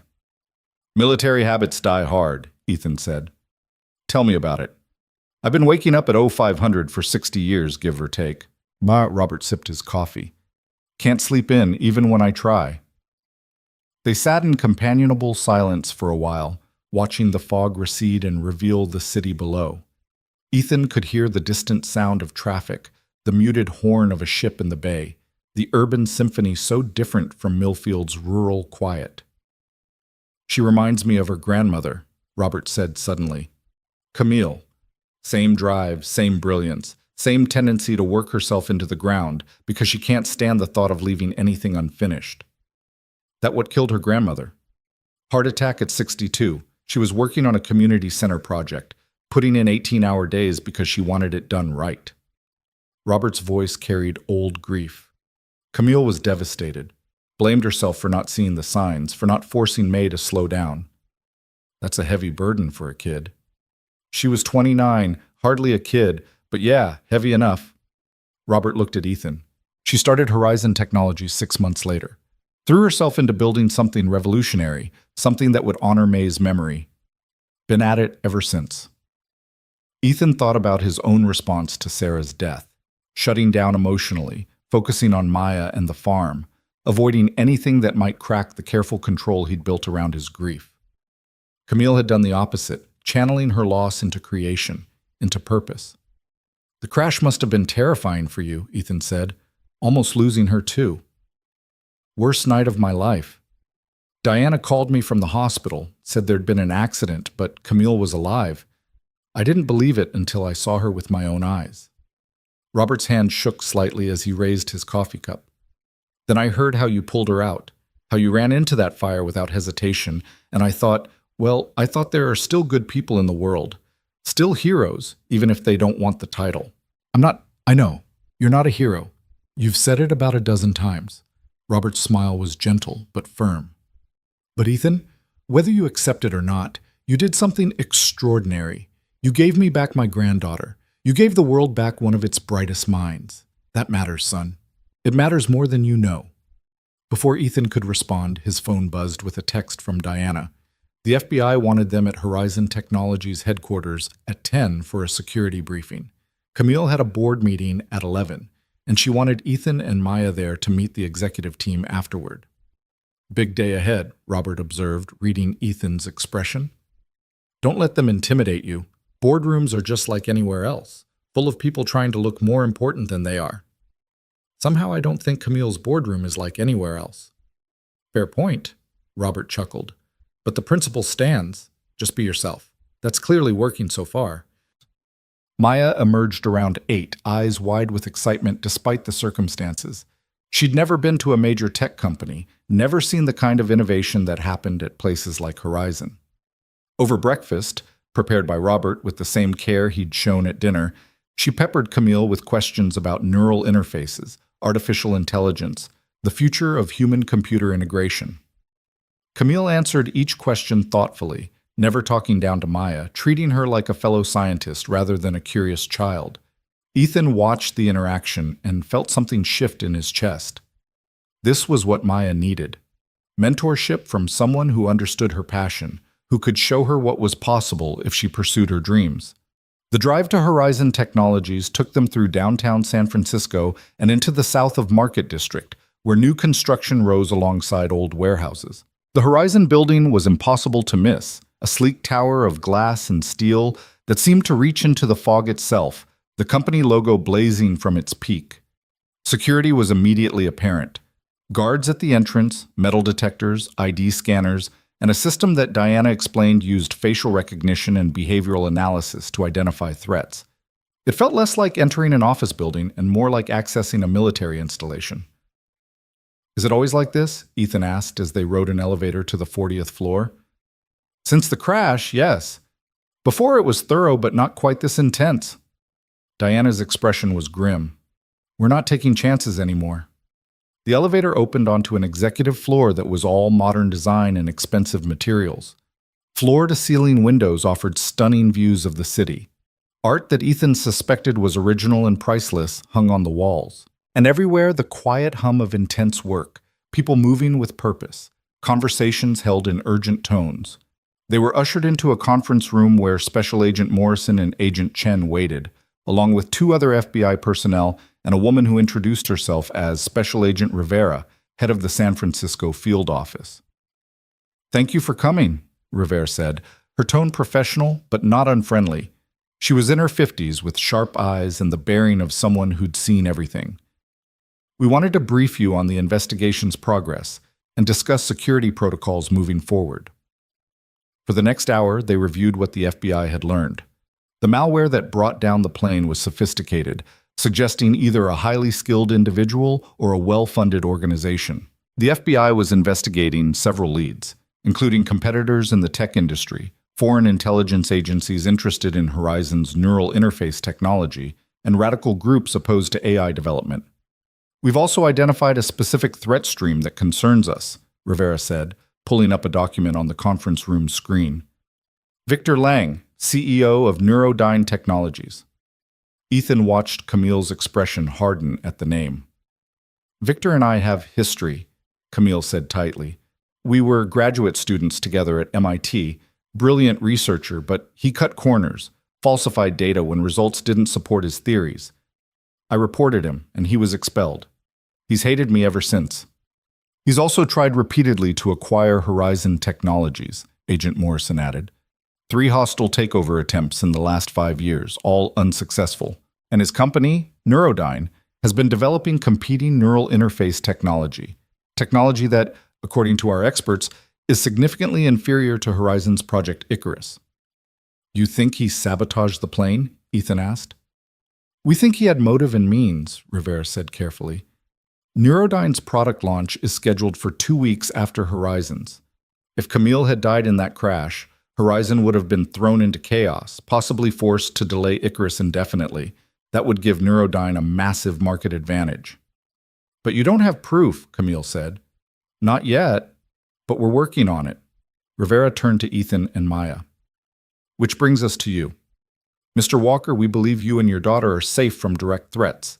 You didn't witness anything that could identify the saboteur, and attacking you would only draw more attention to the case. However, we can't entirely rule out the possibility that someone might try to use you to get to Miss Joe." The ice was back in Ethan's stomach. "Use us how?" "As leverage, as a way to manipulate her actions or decisions." Rivera's gaze was steady. "We don't want to alarm you unnecessarily, but awareness is your best protection. Be vigilant about your surroundings. Report anything unusual, and trust Miss Joe's security team. They're among the best in the private sector." Diana nodded from her position by the door. "We've already implemented additional protocols. No one gets near Ethan or Maya without clearance. Their movements are monitored and protected, and this building is now essentially a fortress." Maya, who'd been quiet throughout the briefing, finally spoke up. "What about when we go home? Back to Oregon?" The adults exchanged glances, and Ethan realized they'd all been avoiding that question. "We'll discuss that when the time comes," Rivera said diplomatically. "For now, you're safest here." After the FBI left, Diana escorted them to a different conference room where Camille's executive team was gathering for the board meeting. Ethan and Maya waited in an adjacent lounge, and through the glass wall, Ethan could see the meeting unfold.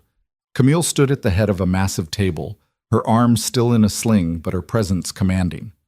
Around her sat a dozen people in expensive suits, and even without hearing the conversation, Ethan could sense the tension. Some were clearly concerned about Camille's ability to lead after the crash. Others were arguing about something, probably security costs, or the impact on the stock price, or any of 100 corporate concerns that Ethan couldn't begin to understand. But Camille held her ground. He watched her present data on a screen, pointing with her good hand, her expression intense and focused. Whatever doubts the board members had, she was systematically dismantling them. "She's amazing," Maya whispered, also watching. "Yeah, she really is." The meeting lasted 2 hours. When it finally ended, Camille emerged looking exhausted but triumphant. "They've approved moving forward with the Icarus launch. Same timeline, same plan. No delays." Is that wise? Ethan asked. Given what happened? It's necessary. If we show weakness now, Victor Lang and every other competitor will smell blood in the water. We have to demonstrate that Horizon is strong, that I'm strong, that nothing will stop us from delivering what we've promised. Camille's jaw was set with determination. Besides, Project Icarus represents years of work by hundreds of people. I won't let some saboteur steal that from them. Diana appeared at her elbow. The press is requesting a statement. They want to know about your condition, your plans, your response to the crash. Set up a press conference for tomorrow. I'll address everything then. Camille turned to Ethan. I want you there. Not on stage, but present. The media knows you saved my life. Having you visible will reinforce that I'm here because of heroism, not luck. I don't want to be part of a media circus. I know, and I wouldn't ask if it wasn't important. Camille's expression was earnest. Ethan, public perception matters in my world. How the crash is portrayed, how my survival is understood. It affects stock prices, investor confidence, employee morale. I need people to see that Horizon is resilient, that we overcome adversity. Your presence helps tell that story.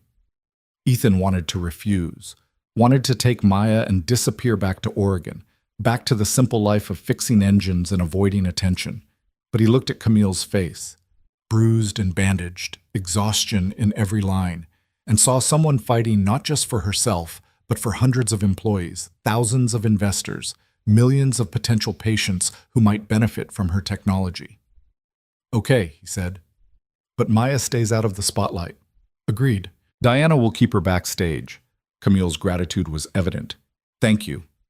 The rest of Monday passed in a blur of introductions and information. Camille took them on a tour of Horizon headquarters, showing them the research labs where Project Icarus was being perfected, the fabrication facilities where neural interfaces were manufactured, the testing areas where volunteers were already using early versions of the technology to control computers with their thoughts alone. Maya was transfixed, asking detailed questions about signal processing and neural mapping that made the research scientists smile.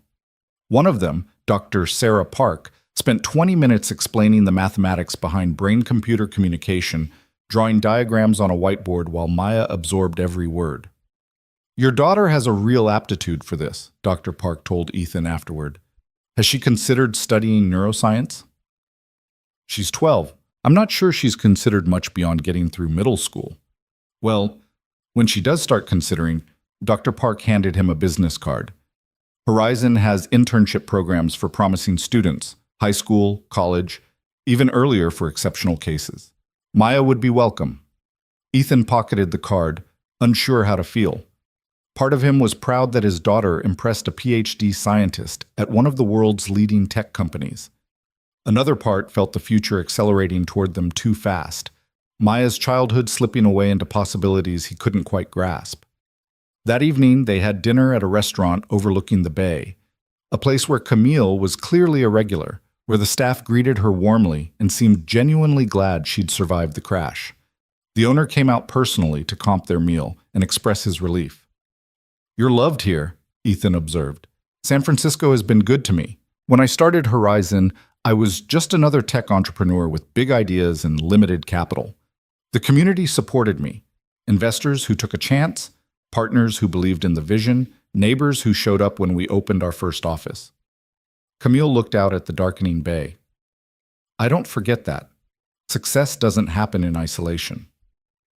After dinner, they returned to Camille's house to find Victor Lang's face on the evening news. The report was playing in the living room where Robert had the TV on. Diana immediately reached for the remote to turn up the volume. Neurodyne CEO Victor Lang issued a statement today expressing relief at Camille Zhou's survival, while also suggesting that Horizon Technologies' focus on aggressive expansion may have compromised safety protocols. That son of a bitch, Diana muttered. On screen, Victor Lang stood outside Neurodyne's headquarters, looking appropriately somber. He was in his late 30s, conventionally handsome, with the polished appearance of someone who spent a lot of time managing his image. Our thoughts are with Camille and everyone at Horizon during this difficult time, Lang was saying.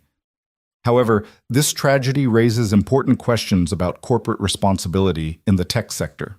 When companies prioritize innovation over safety, when they rush products to market without adequate testing, accidents become inevitable. I hope this serves as a wake-up call for the entire industry. He's trying to spin this, Camille said, her voice tight with anger. Trying to make it look like Horizon was negligent, like we somehow caused our own plane to crash. The FBI will prove it was sabotage, Ethan said. Maybe, but by the time they do, the narrative will be set. Victor's already planting seeds of doubt. Was Horizon cutting corners? Was I pushing too hard? Did my ambition cause Richard's death? Camille's hands were shaking. This is exactly what he wants, to destroy my credibility while appearing sympathetic. Diana was already on her phone, presumably calling the PR team. Robert moved to Camille's side, putting a steadying hand on her shoulder. And Maya, Ethan noticed, was watching everything with wide eyes, learning in real time how power and manipulation worked in the world she'd entered. "We fight back," Camille said, her voice growing stronger. "Tomorrow's press conference. I don't just talk about the crash. I talk about Victor Lang's history of unethical behavior. I talk about his failed acquisition attempts. I make it clear that someone tried to kill me. And while I can't name suspects publicly, people can draw their own conclusions." "That's risky," Diana warned. "If you accuse him without proof." "I won't accuse. I'll imply. There's a difference." Camille's eyes were hard. "Victor wants to play games? Fine. But he forgets who he's playing with." The transformation was startling. Gone was the grateful woman who'd thanked Ethan for saving her life, replaced by someone calculating and fierce. This was the CEO who'd built a multi-billion-dollar empire, who'd outmaneuvered competitors and survived corporate warfare. This was the woman who didn't lose. And Ethan realized, with something between admiration and unease, that he was seeing only a fraction of who Camille Joe really was. That night, Ethan lay in bed scrolling through news articles on his phone. The crash was still dominating headlines, but now Victor Lang's statement was getting equal coverage. Some reporters were indeed questioning Horizon's safety practices. Others were defending Camille, pointing out that all evidence suggested external sabotage. The narrative was splitting, becoming politicized, turning into another front in the endless culture war that seemed to consume every major news story. His phone rang, Sheriff Daniels calling from Oregon. "Ethan, we've got a situation," the sheriff said without preamble. "Someone broke into your workshop last night." Ethan sat up. "What?" Tom heard the noise around 2 a.m. and went over with his shotgun. By the time he got there, whoever it was had run off. But they'd gone through your files, your computer, made a real mess. "Did they take anything?" "Hard to say. Tom's not sure what was there to begin with, but Ethan—" The sheriff paused. "This wasn't a random burglary. They ignored the tools, the equipment, all the valuable stuff. They were looking for something specific." The ice in Ethan's stomach turned to lead. Someone had broken into his property, searching for something. What? Information about the crash, evidence he might have collected? Or were they trying to intimidate him, send a message that nowhere was safe? "I'm notifying the FBI," Daniels continued. "They've already got agents up here working the crash site. They'll want to process this as connected." "Jim, can you ask Tom to keep an eye on the place? Make sure no one comes back?" "Already on it. Half the county's watching your farm now. Anyone tries anything, they'll have a dozen deer rifles pointed at them." The sheriff's voice softened. "How you holding up down there in the big city?" "I'm not sure anymore." "Yeah, I figured." Daniels sighed. "Look, I know this is way beyond anything we deal with in Millfield, but you've got people here who care about you, Ethan. You need anything, and I mean anything, you call." After they hung up, Ethan sat in the darkness and tried to make sense of it all. The crash investigation, Victor Lang's media manipulation, the break-in at his workshop, Maya's excitement about opportunities she'd never imagined, Camille's determination to push forward despite threats to her life. It was too much, too fast, too far from the quiet existence he'd built after Sarah died. A soft knock on his door interrupted his spiraling thoughts. "Come in." Maya entered, looking small in her pajamas. "I heard you on the phone. Someone broke into our house?" No point in lying to her. She was too smart, and she'd find out anyway. "The workshop. They didn't take anything valuable." "What were they looking for?" "I don't know, baby. Maya climbed onto the bed beside him, curling into his side the way she had when she was little. Dad, I'm scared. I know this is exciting, meeting Camille and seeing all this amazing technology, but what if the people who crashed the plane come after us? Hey, Ethan pulled her close. Diana's team is the best. The FBI is protecting us, and I promise you, I will not let anything happen to you, whatever it takes. But what if, no, what ifs? We deal with what's real, what's in front of us. Everything else is just worry wearing a disguise. It was something Sarah used to say, and hearing the words come out of his mouth made his chest ache. Your mom always said that courage isn't being unafraid. It's being afraid and doing the right thing anyway. Is staying here the right thing? Ethan thought about it. They could run, find a motel somewhere, hide until the investigation concluded, hope that anonymity kept them safe. Or they could stay, help Camille fight back against whoever had tried to kill her, stand their ground despite the fear. I think so, he finally said. I think the right thing is standing with people who need us. And right now, Camille needs us. Not just because I saved her life, but because we represent something she's fighting for. Good people doing the right thing, even when it's hard. Maya was quiet for a long moment. Then, Mom would like her. Camille, I mean. Yeah, I think she would. They sat together in the darkness, father and daughter, far from home, but not alone. Eventually, Maya went back to her own room, and Ethan finally managed to fall into an uneasy sleep filled with dreams of fire and breaking glass and voices in the dark, asking questions he couldn't answer. Tuesday morning brought the press conference. Camille was up early, working with her PR team to craft the perfect message. Diana was coordinating security for the event, which would be held at Horizon headquarters and attended by dozens of media outlets. And Ethan was trying to figure out how to fade into the background while still being visible enough to serve Camille's purposes. Just stand near the back, Diana advised as they prepared. Let the cameras catch you occasionally. You don't need to say anything, your presence is enough. The press conference was held in Horizon's main auditorium, a space that could accommodate 200 people, and was currently filled with reporters, cameras, and the aggressive energy of media professionals smelling a major story. Ethan stood backstage with Diana while Camille waited in the wings, reviewing her notes one last time. You ready for this? Ethan asked her. Camille looked up, and he was struck again by her intensity. Despite the injuries, despite the exhaustion, she radiated determination. I've been preparing for this moment my whole career, not the plane crash specifically, but the crisis that would define everything. This is it. She set down her notes. Time to show them who I am. She walked onto the stage to a barrage of camera flashes and shouted questions. Diana nodded to Ethan, and he moved to a position just off stage where he'd be visible but not central. From there, he watched Camille take command of the room. Good morning. Thank you all for coming. Her voice was strong, amplified by the excellent sound system. 5 days ago, I experienced what should have been the last moments of my life. The plane I was traveling in crashed during a severe storm in rural Oregon. My pilot, Richard Chen, died in that crash. He was a good man, a skilled aviator, and a friend. His loss is devastating to everyone who knew him. She paused, letting the weight of grief settle over the room. The reporters, for once, were silent. I survived because of the extraordinary courage of Ethan Walker, a mechanic and veteran from Millfield, Oregon, who ran into a burning plane to pull me from the wreckage. He risked his life for a complete stranger, and I owe him everything.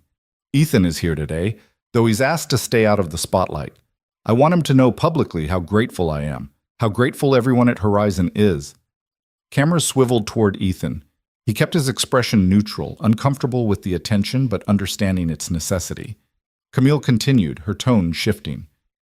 The NTSB and FBI are investigating the crash. I cannot discuss details of an ongoing investigation, but I can tell you this.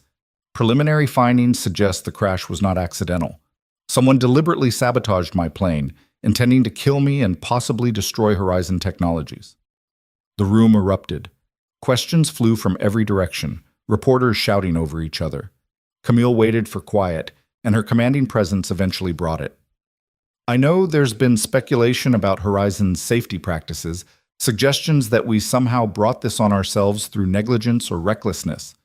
Let me be absolutely clear, those suggestions are false.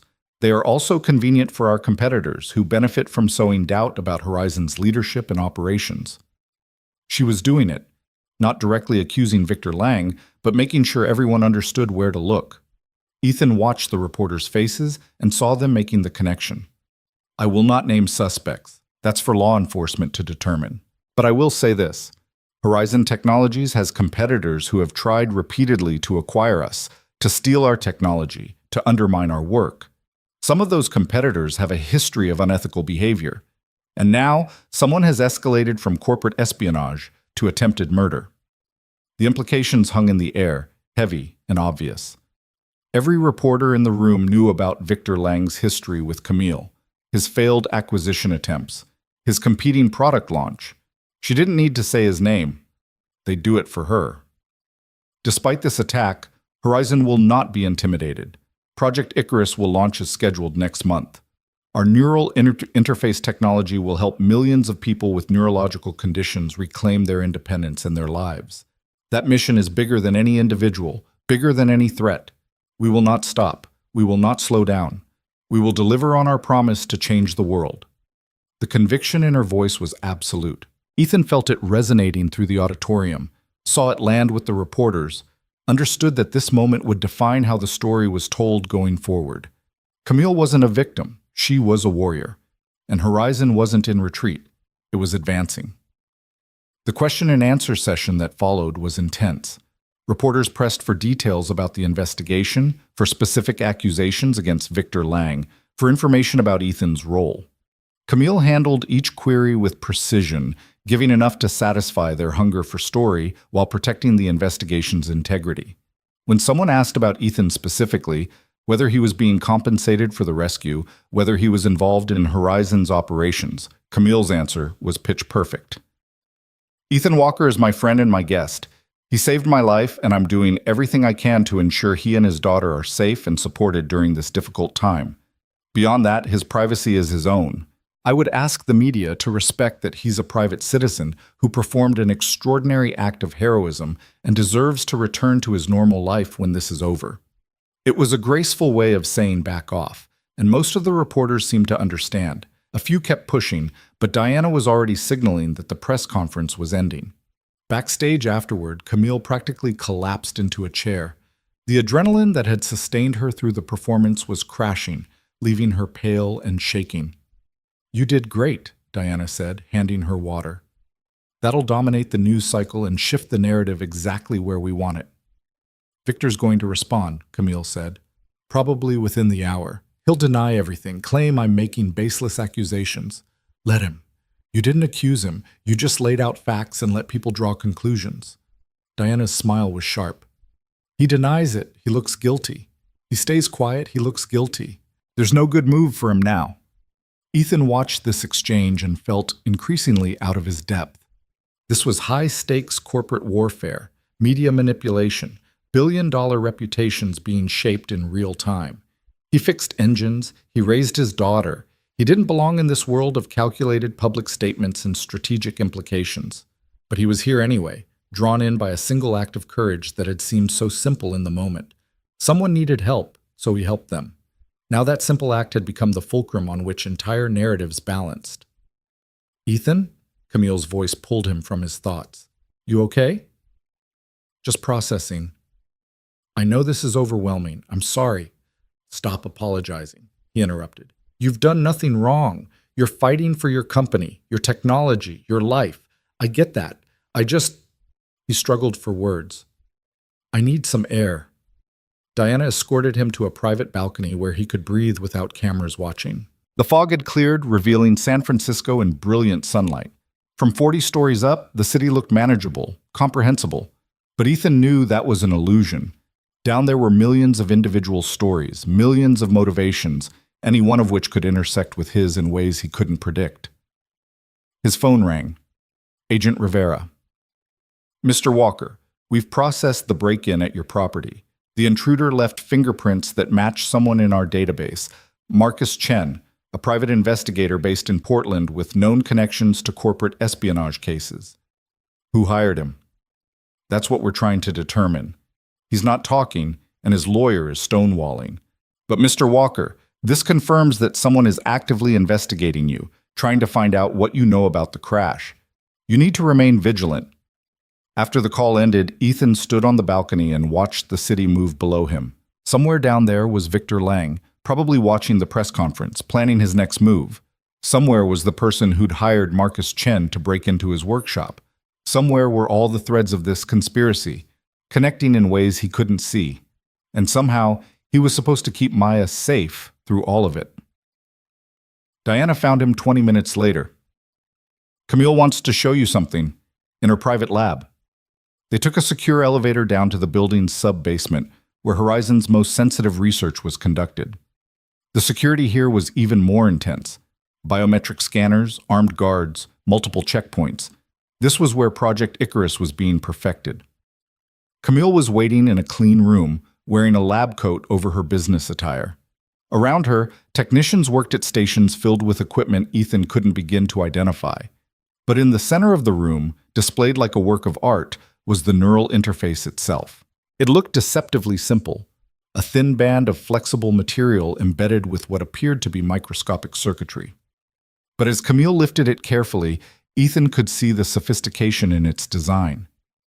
"This is Icarus," she said softly.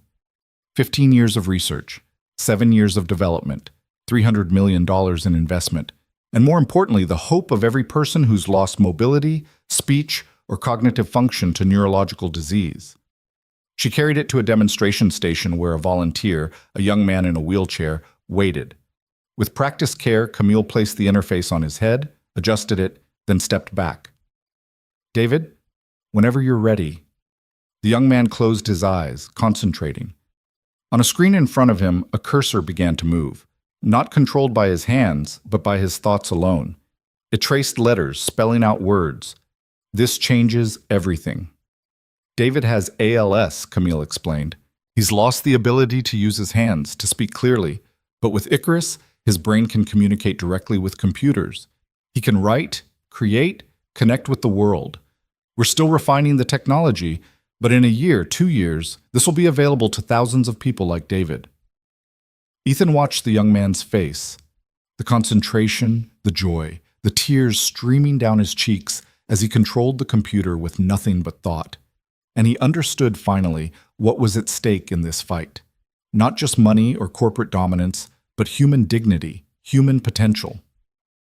"This is why you won't back down," he said to Camille. "This is why I can't back down. David and thousands like him are depending on me.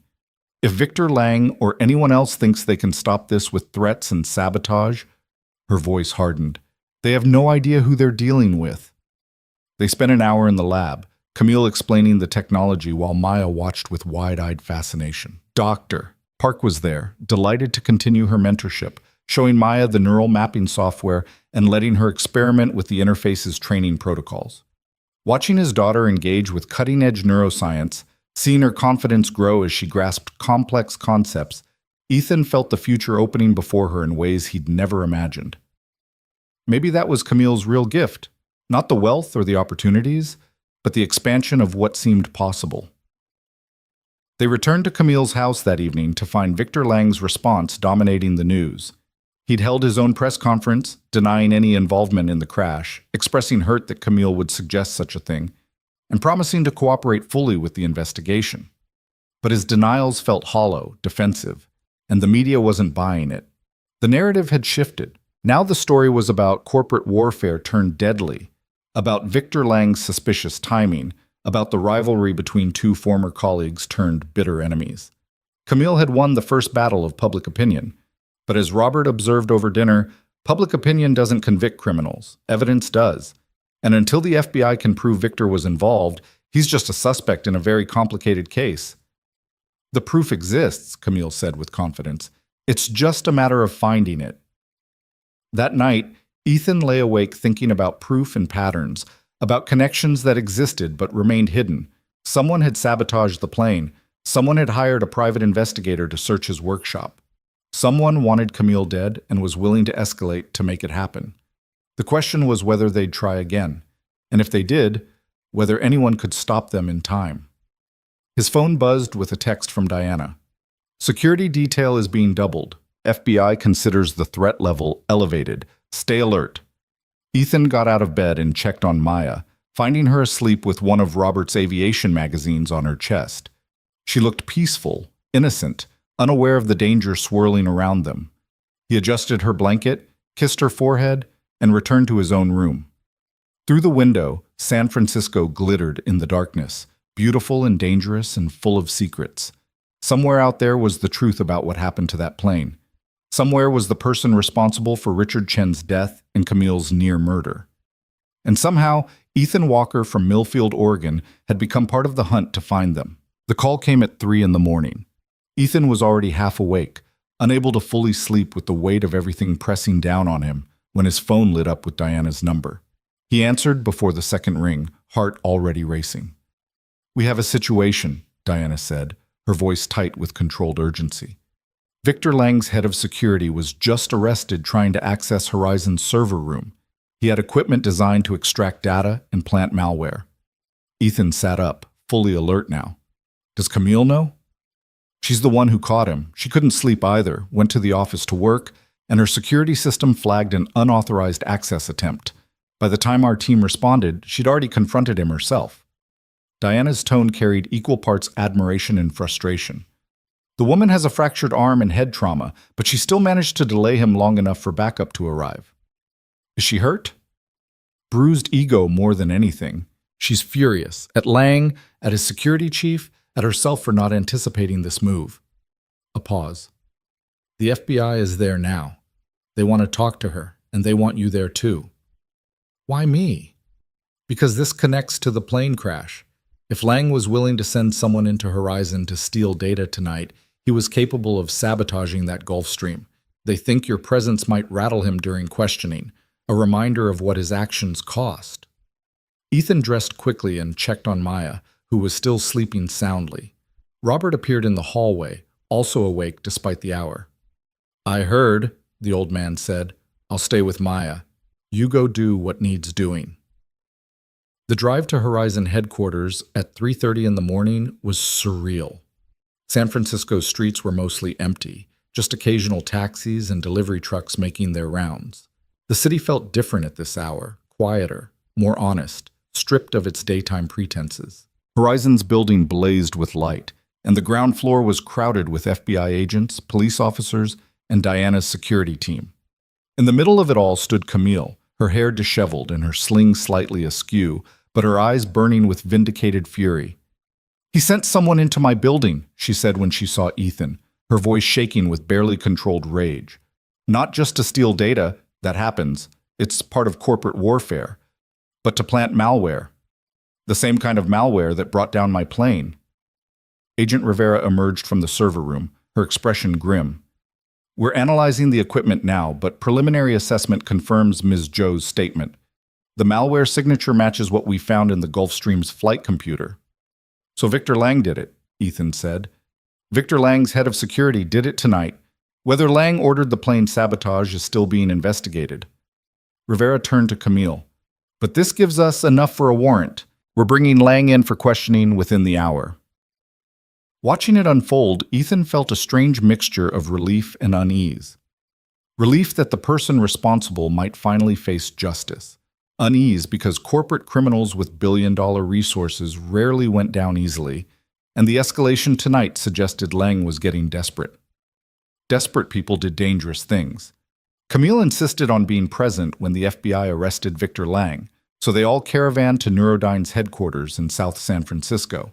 Dawn was just breaking as they arrived, turning the sky pink and gold. It should have been beautiful, but the moment felt ominous, like watching storm clouds gather. Neurodyne's building was smaller than Horizon's, but equally modern, all glass and steel and expensive architecture. Security tried to stop the FBI at the entrance, but federal warrants override private security.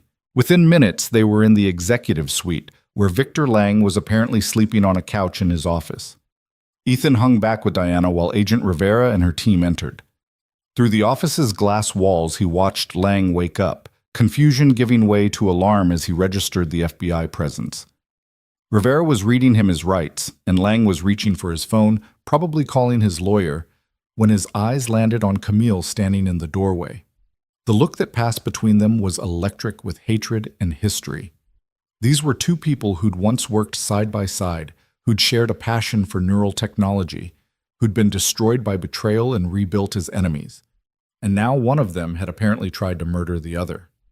"You can't prove anything," Lang said, his voice carrying through the glass. "This is harassment based on a business rivalry. We have your head of security in custody with equipment matching the sabotage signature from Ms. Zhou's plane," Rivera said calmly. "We have evidence of corporate espionage, attempted data theft, and now attempted murder. Your cooperation would be appreciated, Mr. Lang." "I want my lawyer." "Of course.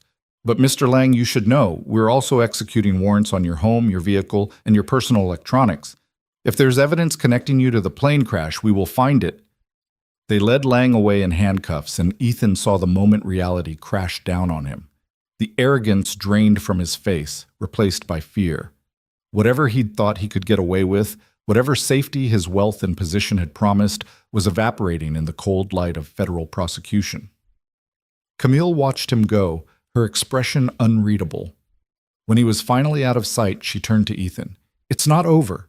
Even if they prove he sabotaged the plane, even if he goes to prison, the damage he's done can't be undone. Richard is still dead.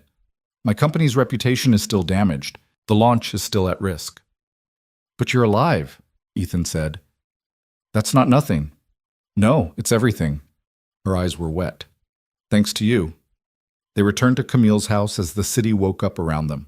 The news was already reporting Victor Lang's arrest, and Horizon's stock price was climbing as investors interpreted the development as vindication for Camille's leadership. By the time they walked through the door, Robert had breakfast ready and Maya was awake, demanding to know what had happened. Ethan gave her the edited version.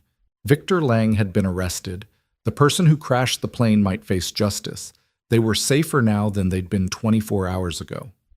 Maya processed this with the seriousness of someone older than her years, and Ethan was reminded again how much she'd had to grow up after Sarah died. "Does this mean we can go home soon?" Maya asked. The question hung in the air, complicated and loaded. Technically, yes. With Lang in custody and the immediate threat neutralized, they could return to Oregon. The FBI had finished processing the crash site. Tom Patterson had reported that the cleanup crews had removed most of the wreckage. Life could theoretically return to normal. But Ethan found himself hesitating, and the look Camille gave him suggested she was hoping he'd hesitate. "Let's give it a few more days," he said. "Make sure everything's really settled." Maya's face fell slightly. She missed home, missed her friends, missed the familiar comfort of their farm. But she nodded acceptance, trusting his judgment even when it disappointed her. After breakfast, while Maya was in the library with Robert, Camille asked Ethan to join her in the workshop. They descended to the basement garage where her collection of classic cars waited in various states of restoration. The Mustang they'd discussed days ago sat on a lift, its engine partially disassembled. "I need to work with my hands," Camille said, moving to the workbench. "Need to do something concrete and fixable after all this abstract chaos." Ethan understood completely. He'd spent countless hours after Sarah's death in his own workshop, finding solace in the straightforward logic of mechanical problems. Engines didn't lie. They didn't have hidden motives. They either worked or they didn't, and you fixed them with patience and skill. They worked in comfortable silence for a while, Camille directing while Ethan did the heavy lifting her injuries prevented. She knew her way around an engine better than most professional mechanics, and he found himself impressed by her technical knowledge. "My grandfather taught me everything," she said when he mentioned it. "After my mother died, I spent every weekend in his shop. It was the only place I felt safe, surrounded by tools and projects, problems that had solutions if you just worked hard enough to find them." "That's how I felt after Sarah," Ethan admitted. "The farm, the workshop, they became my refuge. Places where I could control something, fix something, when everything else felt broken beyond repair." Camille looked up from the carburetor she was examining. "Do you ever feel like you're hiding, like you've built such a good refuge that leaving it feels impossible?" "Every day. That's why this whole thing has been so hard for you. Not just the danger or the media attention, but being forced out of your safe place into a world you didn't choose. She set down the carburetor. I'm sorry about that. I know you didn't ask for any of this. I didn't ask to lose Sarah either. Life doesn't care much about what we ask for. Ethan wiped grease from his hands. But I learned something after she died. You can hide for a while, but eventually you have to decide if you're going to live again or just exist. Maya needs me to live, not just exist. What does living look like for you? Ethan thought about it. I'm not sure anymore. Before the crash, it was simple. Raise Maya, run my business, get through each day. Now, he gestured around the workshop, at the house above them, at the life Camille had built. Now I've seen what's possible, what Maya could become if she has the right opportunities. And I don't know how to give her that in Millfield. You don't have to figure it out today, Camille said gently. The offer stands, though. Horizon has a practical applications division that designs neural interfaces for industrial and mechanical use, assembly line optimization, vehicle control systems, advanced manufacturing. It needs someone who understands how technology translates to real-world conditions, someone with mechanical expertise and practical problem-solving skills. You're offering me a job. I'm offering you a possibility, a way forward that doesn't require choosing between your old life and Maya's future. Camille met his eyes. Think about it. No pressure, no timeline, just think about it. Before Ethan could respond, Diana appeared at the workshop door, her expression urgent. Turn on the news. Victor Lang just made bail. They rushed upstairs to find Robert and Maya already watching the television, where a reporter stood outside the federal courthouse. Behind her, Victor Lang was descending the steps, his lawyer at his side, looking defiant rather than defeated. Despite the severity of the charges, Lang's attorney successfully argued that he poses no flight risk and has deep ties to the community, the reporter was saying. Bail was set at $50 million, which Lang posted immediately. He's now free pending trial, though he'll be under house arrest with electronic monitoring. That's bullshit, Diana muttered. He should be in a cell. Camille's face had gone pale. He's out. He's actually out. Under house arrest, Ethan said, though he felt his own unease rising. With FBI monitoring, he can't do anything. He doesn't need to do anything himself. He has money, resources, people who'll do what he wants. Camille's hands were shaking. This isn't over. It's not even close to over. Agent Rivera called within minutes, her voice tight with frustration. I know you're concerned about Lang's release. For what it's worth, we fought against bail, but his lawyers are good, and the judge determined he wasn't an immediate threat given the monitoring conditions. Not an immediate threat? Camille's voice rose. He tried to kill me once already. We can't prove that yet. We have evidence of corporate espionage and data theft. The plane sabotage connection is still circumstantial. Rivera sighed. I'm sorry, Ms. Joe. I know this isn't the outcome you wanted, but I promise we're building the strongest case possible. After the call ended, Camille paced her living room like a caged animal. Robert tried to calm her, but she was beyond calming, running on fear and fury and the adrenaline of knowing her would-be killer was free. I need to move up the launch, she said suddenly. Project Icarus. If we launch now before the trial, before Lang can interfere further, we prove that Horizon is strong, that nothing can stop us. That's insane, Diana said flatly. You're still recovering from major trauma. Your arm isn't healed. You need rest, not more stress. I need to win. If Lang wanted to kill me to stop Icarus, the best revenge is making sure Icarus succeeds despite him. Camille's eyes were fierce. Call the team. Tell them we're moving the launch to next week. Camille, next week, Diana. Make it happen. Diana looked at Ethan as if expecting him to talk sense into Camille, but Ethan understood what was driving her. After Sarah died, he'd thrown himself into work with the same desperate energy, trying to outrun grief and fear through sheer productivity. It hadn't been healthy, but it had kept him functional when everything else wanted to collapse. Okay, Diana finally said. I'll make it happen. But you're going to rest between now and then. Doctor's orders, Camille. You push too hard and you'll break. The next week passed in a blur of preparation. Camille worked 16-hour days despite everyone's protests, coordinating with her team to accelerate the launch timeline. Press releases went out. Invitations were sent to media. investors, medical professionals, potential patients. The launch event would be held at Horizon headquarters, with live demonstrations of Project Icarus and testimonials from volunteers who'd been using the technology in trials. Maya spent the week shadowing Dr. Park, learning about neural mapping and signal processing. Ethan watched his daughter absorb knowledge like a sponge, saw her confidence growing, saw the scientist she could become if given the chance. And he found himself seriously considering Camille's job offer. Could they make a life here? Could he leave Oregon, leave the farm that held so many memories of Sarah, and start over in this city of fog and innovation? Could he work for Horizon Technologies, designing practical applications for neural interfaces, being part of something bigger than himself? The questions haunted him, but he kept pushing them aside. First, they needed to get through the launch. Then he could think about the future. 3 days before the event, Agent Rivera requested another meeting. They gathered in Camille's study, Camille, Diana, Ethan, and the agent, for an update on the investigation. "We've been analyzing Lang's electronics, and we found something interesting," Rivera said. "Encrypted communications between Lang and someone using the handle Project Override. The encryption is sophisticated, but our tech team is working on cracking it." "What did the communications say?" Camille asked. "We don't know yet, but the timing is significant. They started 6 months ago, right around when Lang's third acquisition attempt failed, and they continued right up until the night before your plane crashed." "So he was planning this for months," Ethan said. "It appears so, but here's the concerning part. The last message from Project Override was sent yesterday, after Lang made bail." Rivera's expression was grave. "Whatever they're planning, it's not finished." The room went cold. Camille stood frozen, processing this new threat. Diana was already on her phone, presumably increasing security protocols, and Ethan felt the familiar weight of danger settling back onto his shoulders. "What was the message?" Camille asked quietly. Rivera hesitated, then decided they deserved to know.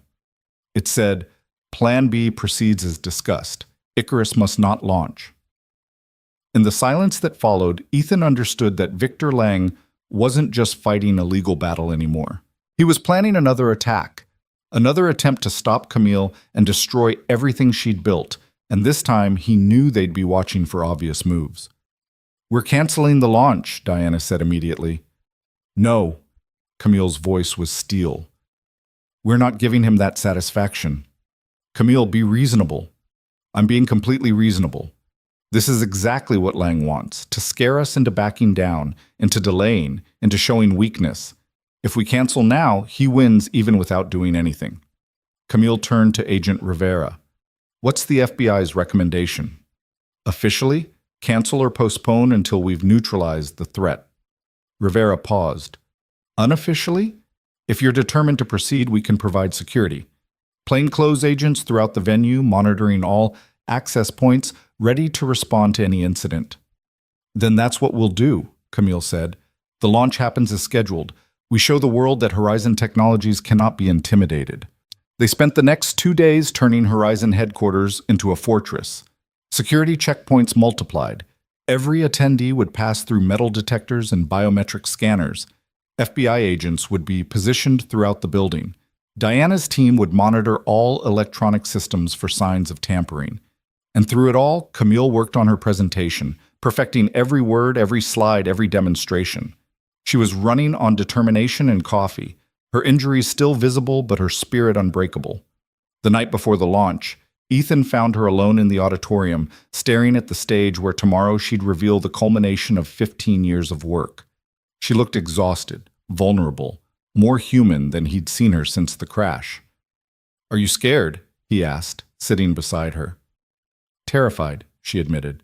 "Not of Lang, not of whatever plan B he's cooked up, but of failing, of getting this close and somehow not being good enough, not smart enough, not prepared enough."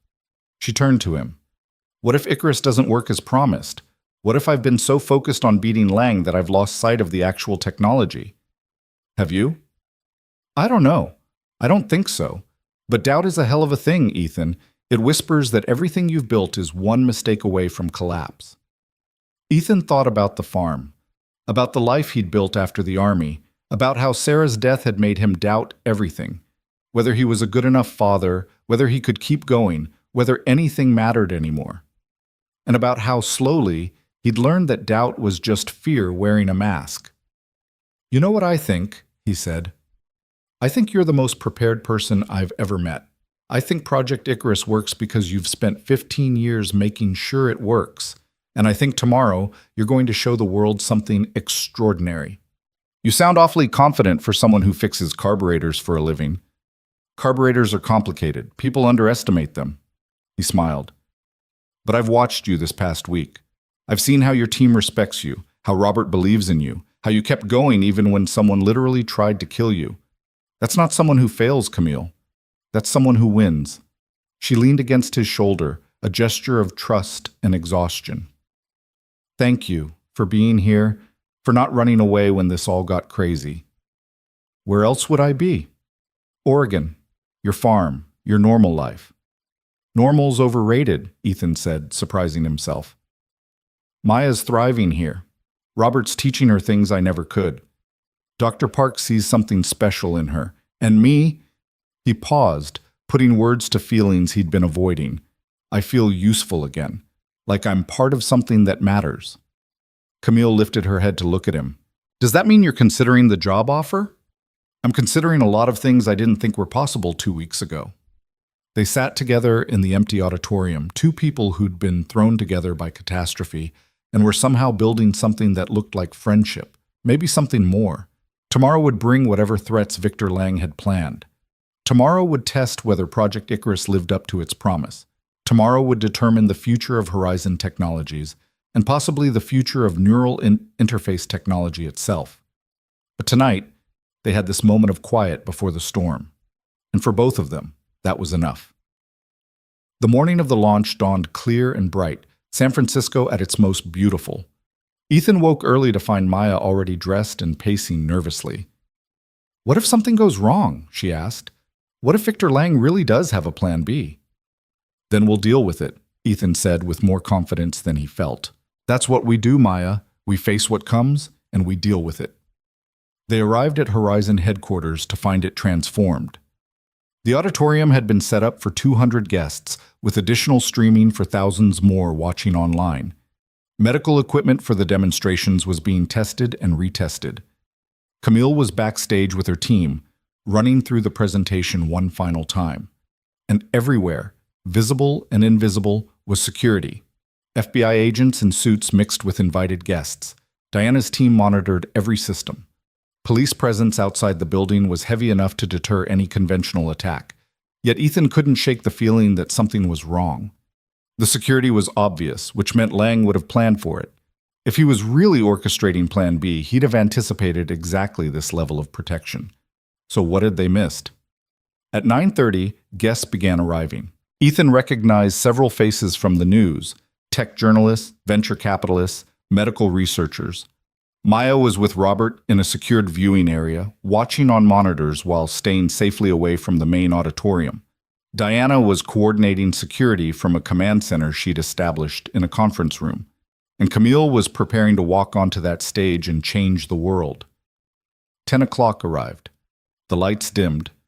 A hush fell over the audience as Camille walked out, her arm now free of the sling, though Ethan could see the careful way she moved. She wore a dark suit that somehow made her look both professional and approachable. And when she spoke, her voice carried absolute confidence. "Good morning. Thank you all for being here on this historic day. For 15 years, Horizon Technologies has pursued a single vision: to create technology that doesn't just assist human capability, but enhances it. Today, we make that vision real." The presentation unfolded flawlessly. Camille explained the science behind neural interfaces in terms even non-experts could understand.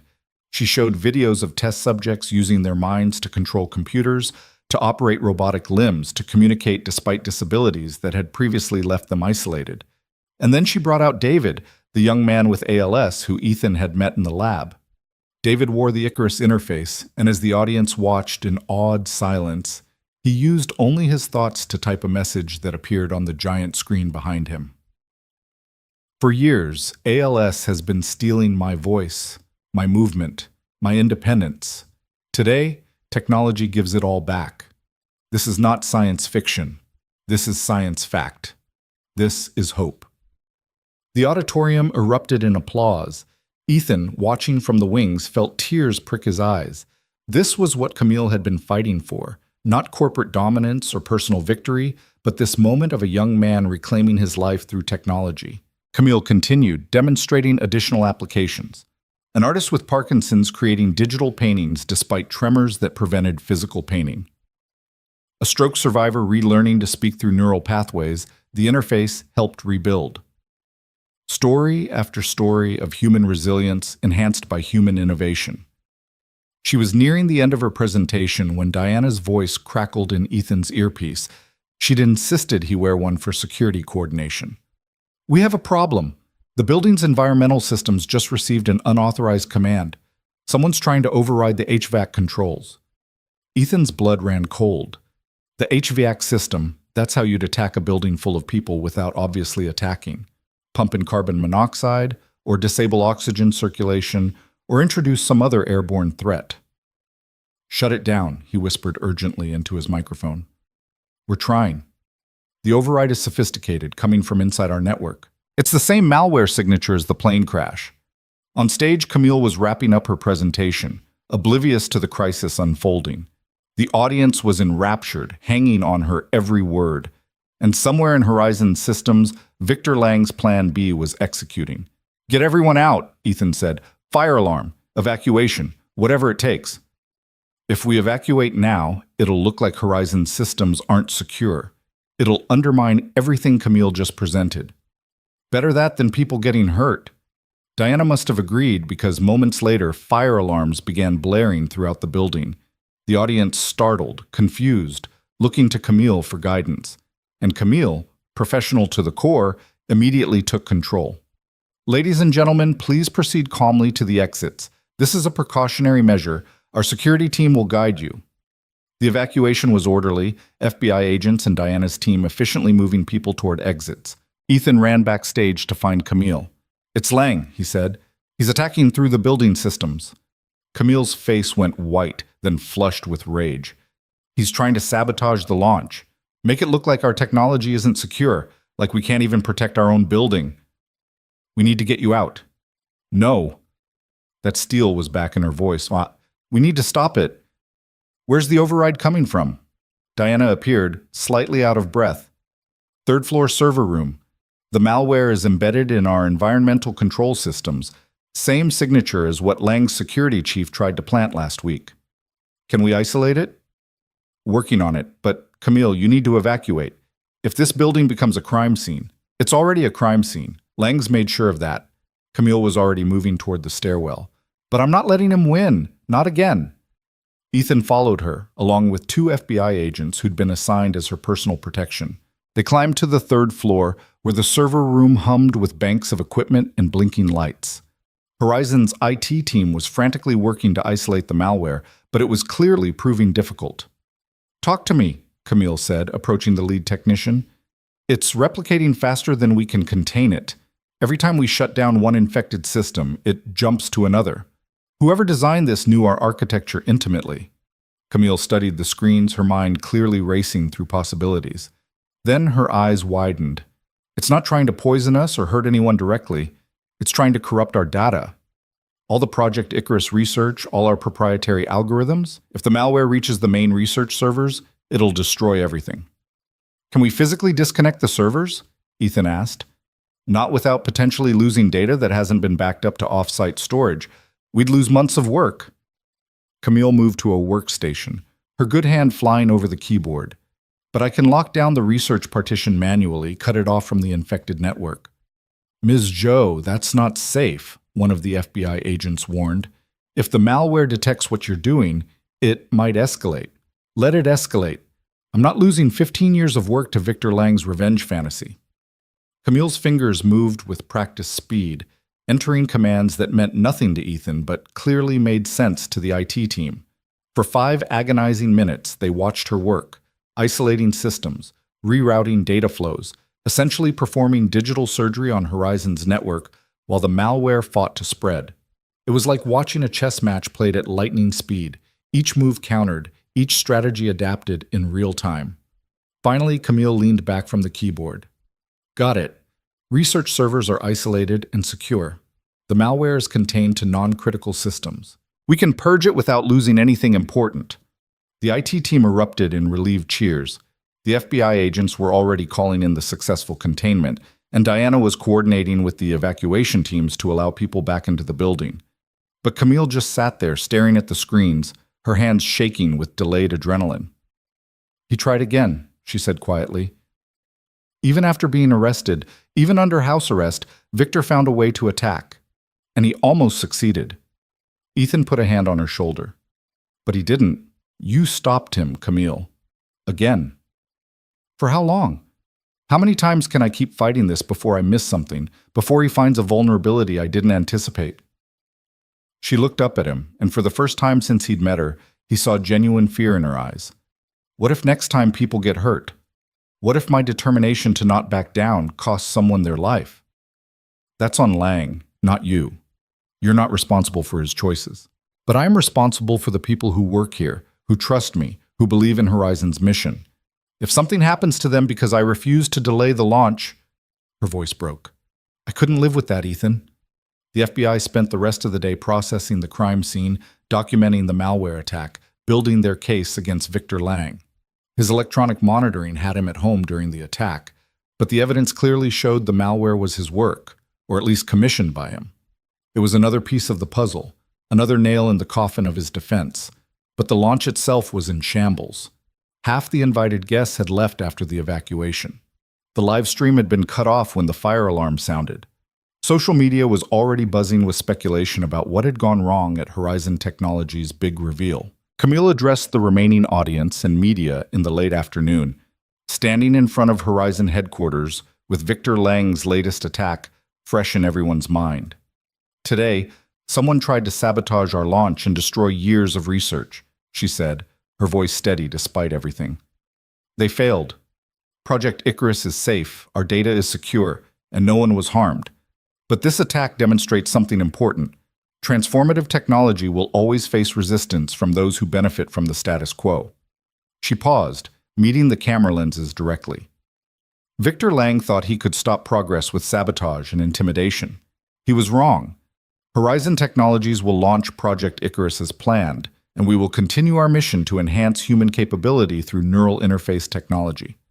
No amount of corporate warfare will change that. The conviction in her voice was absolute, and watching her, Ethan understood why people followed her, believed in her, invested their careers in her vision. Camille Jo didn't just lead, she inspired. And despite everything Lang had thrown at her, despite plane crashes and building attacks and constant threats, she refused to surrender. That evening, back at Camille's house, they gathered in the living room, Camille, Ethan, Maya, Robert, and Diana, and watched the news coverage. The story was no longer just about Project Icarus, but about the ongoing battle between Camille Jo and Victor Lang, about corporate sabotage escalating to dangerous levels, about whether the tech industry had become too cutthroat. This isn't the launch I planned, Camille said quietly. No, Robert agreed. It's better. You didn't just show them technology today. You showed them character, showed them that Horizon doesn't break under pressure. Your grandfather's right, Diana added. The optics actually work in our favor. You're not just a brilliant CEO anymore. You're a survivor who refuses to be beaten. That's powerful. Maya had been quiet throughout dinner and the news watching, but now she spoke up. Ms. Jo, can I ask you something? Of course, Maya. Why keep fighting? I mean, you're already rich and successful. You could just sell the company, retire, never worry about people like Victor Lang again. Why go through all this? Camille smiled, though it was tinged with sadness. That's a fair question, and honestly, there are days I ask myself the same thing, but then I think about David, the young man you saw today. Think about everyone like him who's waiting for technology that could change their lives. If I give up, if I let people like Victor scare me into stopping, what happens to them? Someone else would do it, Maya said. There are other companies, other researchers. Maybe, but maybe not as well, or as ethically, or with the same commitment to making the technology accessible rather than just profitable. Camille leaned forward. Maya, I watched your mother die. You were there, Ethan told me. And I watched my mother die when I was just a few years older than you. We both know how unfair and cruel life can be. But we also get to choose how we respond to that unfairness. We can let it break us, or we can use it to fuel something meaningful. Tears were running down Maya's face now. My mom wanted me to be brave, to do important things. Then honor that. Be brave, do important things. And when people try to stop you, and they will, you keep going anyway. Camille's eyes were also wet. That's the only way forward. Later, after Maya had gone to bed and Robert had retired to his room, Ethan found himself alone with Camille on the back patio. The fog was rolling in from the bay, and the temperature had dropped, but neither of them seemed inclined to go inside. I've made a decision, Ethan said. About your job offer. Camille went very still. And? I'm going to accept. Not forever. I want to keep the farm, maybe use it as a weekend place, somewhere Maya can stay connected to her roots. But I think we should try this. Living here, working for Horizon, seeing what's possible. He looked at her. If the offer's still open. It's open. It'll always be open. Camille's smile was radiant despite her exhaustion. Ethan, you have no idea how much this means to me. I think I do, but I have conditions. Name them. Maya's education comes first. Whatever opportunities Horizon provides, they don't interfere with her being a kid, having a normal childhood, all of that. And if Victor Lang or anyone else threatens her safety, we're gone. No discussion, no debate. Her safety is non-negotiable. Agreed. Absolutely agreed. Absolutely. Camille extended her good hand. Partners? Ethan took her hand, feeling the calluses that came from working on engines, from building things with her own hands. She wasn't just a billionaire CEO. She was someone who understood tools and effort and the satisfaction of making something work. Partners, he agreed. They stood together watching the fog consume the city, two people who'd been strangers 2 weeks ago and were now bound by shared trauma and mutual respect. The launch might have been sabotaged, but Project Icarus had survived. Victor Lang might still be fighting, but his legal options were dwindling. And Horizon Technologies had gained something unexpected, a mechanic from Oregon who'd become part of its story, part of its future. Whatever came next, trials, challenges, threats they couldn't yet imagine, they'd face it together. Because that's what you did when fate threw people together and gave them a reason to keep going. You kept going, together. And you didn't look back. 3 months later, Ethan stood in the doorway of his new office at Horizon Technologies and marveled at how completely his life had transformed. The space was modest by corporate standards, but felt palatial compared to his workshop in Millfield, floor-to-ceiling windows overlooking the bay, a drafting table for mechanical designs, shelves already filling with technical manuals and prototypes. The nameplate on the door read, Ethan Walker, Director of Practical Applications Division, and he still hadn't gotten used to seeing it. Maya was thriving in ways that made his heart ache with pride and bittersweet joy.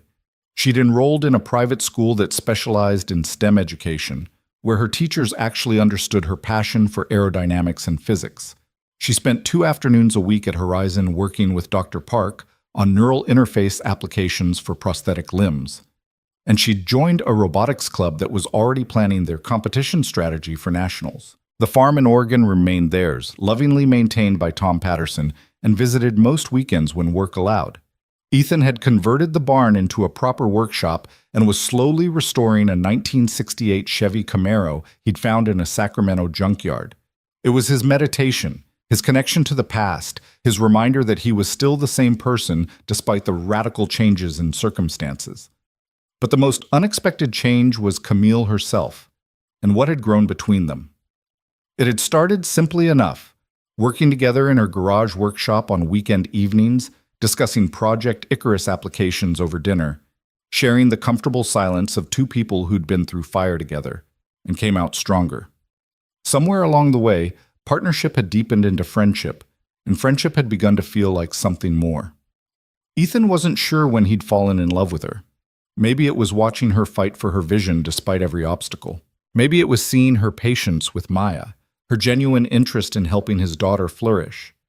Maybe it was simply the accumulation of small moments, her laugh, when he made a terrible joke, the way she fell asleep reading technical papers on the couch, the fierce intelligence in her eyes when she talked about the future. Whatever the reason, he was in love with Camille Jo, and he was pretty sure she felt the same way. They just hadn't said it yet, both dancing around the admission like teenagers afraid of rejection. The office phone rang, pulling him from his thoughts. It was Diana. Conference room 3, 5 minutes. Camille wants everyone there. What's happening? Victor Lang's trial verdict just came in. Ethan's stomach tightened. The trial had been ongoing for 2 months, a media spectacle that laid bare the depths of corporate espionage and attempted murder. The prosecution had presented overwhelming evidence. The malware signatures, encrypted communications, testimony from Lang's head of security, who'd flipped in exchange for a reduced sentence, financial records showing payments to the private investigator who'd broken into Ethan's workshop. Lang's defense had been predictable. He knew nothing about any sabotage. His employees had acted independently. The evidence was circumstantial at best, but even his expensive lawyers couldn't explain away the encrypted messages found on his personal devices, the ones that explicitly discussed eliminating the Joe problem and ensuring Icarus never launches. Ethan made his way to the conference room, where Camille's core team was gathering.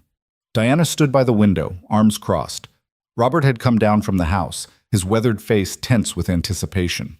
Dr. Park and several other department heads filed in, and Camille sat at the head of the table, her expression carefully neutral, though Ethan could see the tension in her shoulders.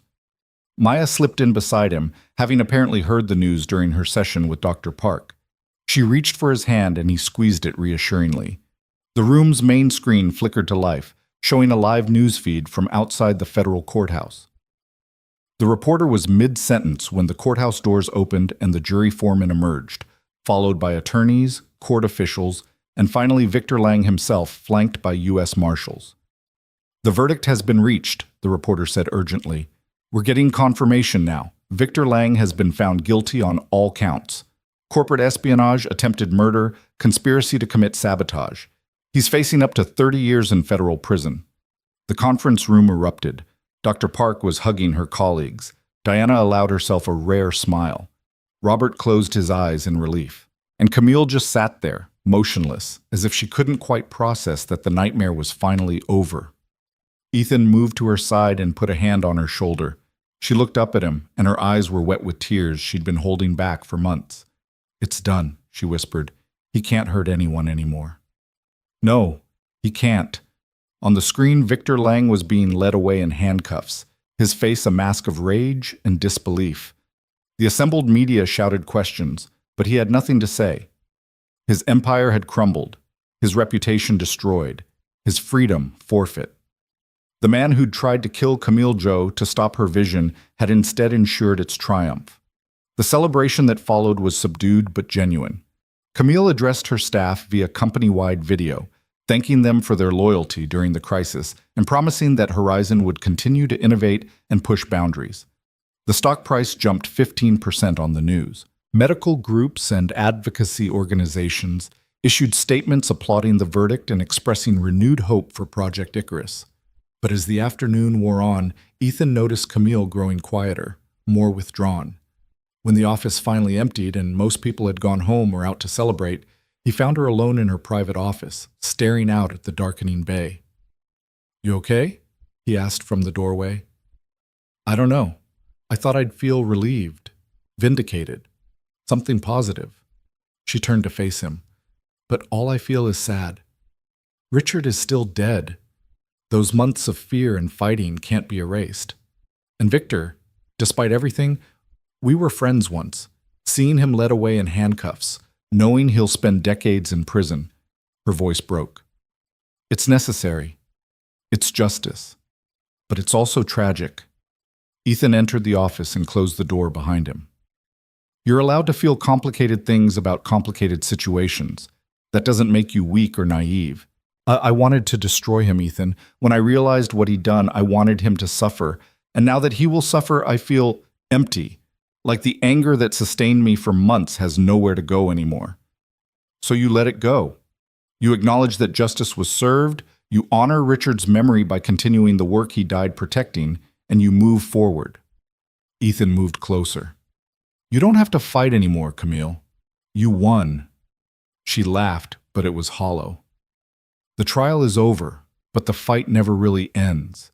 There will be other competitors, other threats, other crises that require constant vigilance. That's the price of success in this industry. Then don't do it alone. The words came out before Ethan could second guess them. You have people who care about you. Robert, Diana, Maya, me. He paused. Especially me. Camille looked at him, and something shifted in her expression. The careful CEO facade dropping away to reveal the woman beneath. Vulnerable, exhausted, but also hopeful. What are you saying? I'm saying that over the past 3 months, you've become more than my boss or my friend. You've become, he struggled for the right words, essential. To me, to Maya, to how I understand the world now. And I think maybe I've become important to you too. You have. Her voice was barely audible. God, Ethan, you have no idea. Then maybe it's time we stop pretending this is just friendship or gratitude or circumstance. He closed the distance between them. Maybe it's time we admit what this actually is. Camille reached up and touched his face, her hand gentle against his cheek. I'm afraid. Not of my feelings, those are clear, but of what happens if this doesn't work. You've already given up so much to be here. If we try this and it fails, we're not going to fail, Ethan said with certainty he didn't entirely feel but needed to project. We've survived plane crashes and sabotage and federal trials. I think we can handle a relationship. She laughed, a real laugh this time, and the sound filled him with warmth. When you put it that way, it seems almost easy. It won't be easy, but nothing worthwhile ever is.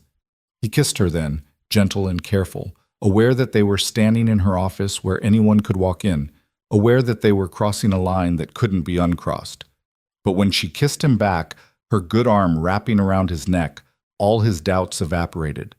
This was right.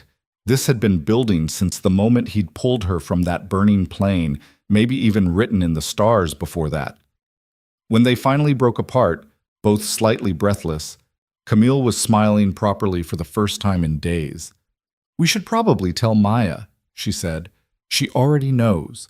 She's been not so subtly hinting that I should ask you out for the past month. Smart kid. She gets it from her mother. They stood together as twilight deepened over San Francisco, two people who'd found each other through tragedy and built something beautiful from the ashes. Outside, the city sparkled with possibility, and for the first time in years, Ethan felt not just alive, but genuinely happy. The official Project Icarus launch happened 2 weeks later, a carefully orchestrated event that attracted global attention. This time, there were no sabotage attempts, no fire alarms, no crises, just the pure power of transformative technology being revealed to a world ready to embrace it. Camille stood on stage in the same auditorium where Victor Lang's attack had disrupted the first attempt, and she commanded the room with confidence and grace. She demonstrated neural interface applications that seemed impossible. Paralyzed patients walking with prosthetic limbs controlled by thought, stroke survivors speaking through digital avatars linked to their brain patterns, artists creating works using only their minds. The medical community responded with immediate enthusiasm. Orders poured in from hospitals and research institutions. Advocacy groups celebrated, and Horizon's stock price soared to record highs, validating everything Camille had fought to protect. Ethan watched from backstage with Maya, who was taking notes for a report she was writing about neural interface ethics. His daughter had become something of an expert on the technology, spending so much time in the labs that some of the researchers joked about recruiting her early. "Dad?" Maya said during a break in the presentation. "Are you happy here? Really happy?" It was a loaded question, and they both knew it. Was he happy having left Oregon, having uprooted their life, having entered this world so different from everything they'd known? "Yeah, baby, I really am." And it was true. The past 3 months had been challenging, learning the corporate environment, understanding cutting-edge technology, navigating the complexities of his relationship with Camille. But they'd also been fulfilling in ways he hadn't experienced since before Sarah's death. "Are you?" Maya considered this seriously. "I miss home sometimes. miss how quiet it was, how I knew everyone. But Dad, I'm learning things here I never could have learned in Millfield. I'm becoming who Mom hoped I'd be. She looked up at him. I think she'd be proud of us for being brave enough to change. Ethan pulled her into a hug, his throat tight with emotion. She would be. She absolutely would be.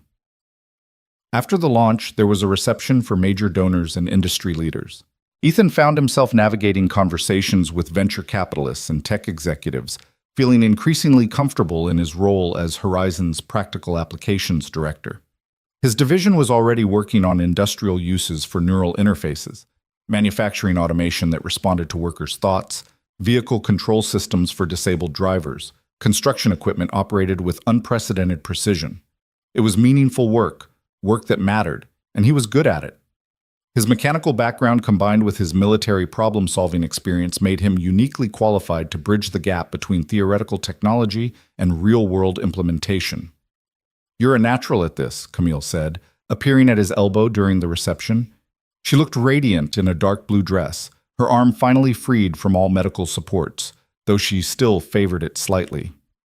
I'm faking it pretty well, at least. That's what everyone here is doing. The trick is having the confidence to fake it convincingly.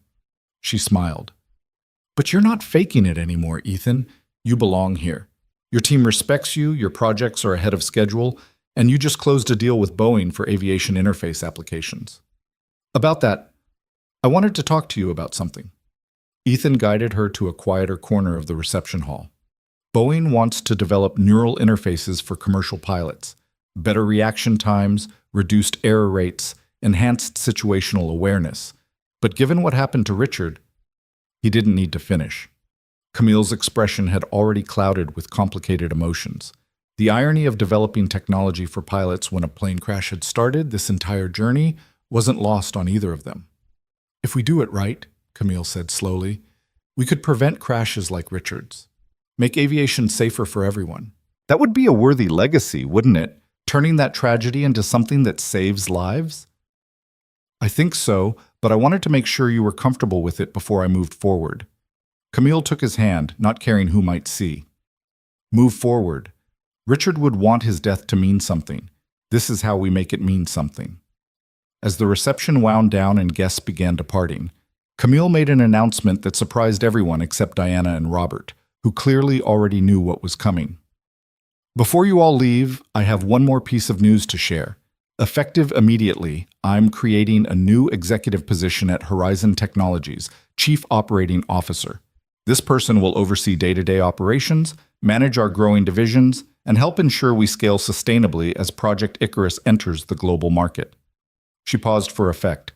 I'm pleased to announce that Diana Chen has agreed to take on this role. The applause was immediate and enthusiastic. Diana looked simultaneously honored and terrified, which Ethan understood completely. Running security was one thing. Running operations for a multi-billion-dollar company was something else entirely. But if anyone could do it, Diana could. She was brilliant, loyal, and understood Horizon's culture better than almost anyone. After the announcement, Ethan found Diana near the bar, nursing a whiskey. Congratulations, Madam COU. Thanks. I think. Diana took a long sip. Camille's lost her mind, promoting her security chief to executive leadership. She's promoting someone she trusts completely, who has repeatedly demonstrated judgment under pressure. That's not losing her mind. That's being smart. Diana smiled slightly. You're good for her, you know. Camille, I mean. Since you've been together, she's been lighter, more balanced. She still works too hard, but she's not destroying herself anymore. She's good for me too, for Maya, for both of us. Ethan watched Camille across the room, surrounded by congratulatory well-wishers. I didn't think I'd ever feel this way again after Sarah. Didn't think I deserved to. Life doesn't work on deserving. It works on showing up and being open when opportunities present themselves. Diana finished her whiskey. You showed up that night in Oregon. You pulled her from the fire. Everything else follows from that choice. The weeks that followed settled into something resembling normalcy. If normal could include dating a billionaire CEO while working for her company and co-parenting a precocious 12-year-old who was simultaneously thrilled and mortified by the whole situation. Ethan and Camille were careful about their relationship at work. maintaining professional boundaries during business hours. But evenings at her house, their house, as she'd started calling it, were different. They cooked dinner together, worked in the garage on the Mustang restoration, watched Maya and Robert play chess with increasingly competitive intensity. It felt like family. Not the family Ethan had lost, but a new configuration that honored the past while embracing the future. Sarah would always be Maya's mother, would always be the love that shaped Ethan's younger life. But Camille was something different, a partner for who he was becoming, not who he'd been. One Saturday afternoon in late spring, 6 months after the crash, Ethan drove Maya and Camille to Oregon. They'd planned a weekend at the farm, a chance to check on the property, and for Camille to see the place where everything had started. The drive up Interstate 5 took them through changing landscapes, San Francisco's urban density giving way to agricultural valleys, then the rolling hills of southern Oregon, finally arriving at the familiar roads around Millfield. Maya pressed her face to the window as they passed landmarks she recognized, her excitement palpable. The farm looked good. Tom Patterson had kept the grass mowed and the barn maintained. The cornfield where the plane had crashed had been replanted, and new corn was already knee-high, erasing the scar from that terrifying night. But everyone in Millfield knew what had happened here. As they drove through town, Ethan saw people pointing, whispering. Some waved, others just stared. He'd become a local legend, the mechanic who saved a billionaire and then left for the big city. Opinion was divided on whether he was a hero or a traitor to his roots. At the farm, Camille walked slowly around the property, taking in the house where Ethan and Maya had lived, the workshop where he'd rebuilt engines, the field where her plane had fallen from the sky. She was quiet, processing, and Ethan gave her space to work through whatever emotions the place evoked. "This is where you were standing," she finally said, positioning herself in the yard. "When you saw the plane going down." "About there, yeah." "And you ran, She traced the path with her eyes, across the yard, through the field, to the wreckage. "I didn't really think about it. Just moved." Camille turned to face him, and her eyes were bright with tears. "I was so arrogant before the crash. So focused on my vision, my company, my success. I thought I understood what mattered.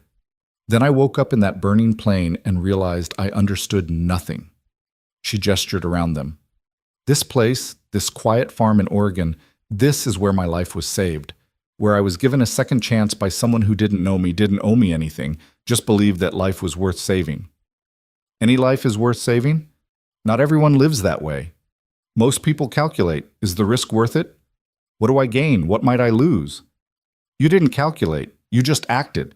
She moved closer to him, "That's extraordinary, Ethan, and I'm so grateful that the universe put me in your path." They stood together in the afternoon sun, and Ethan thought about fate and choice, about how one decision made in fear and instinct had cascaded into everything that came after. If he'd hesitated that night, if he'd stayed in the house with Maya, Camille would have died.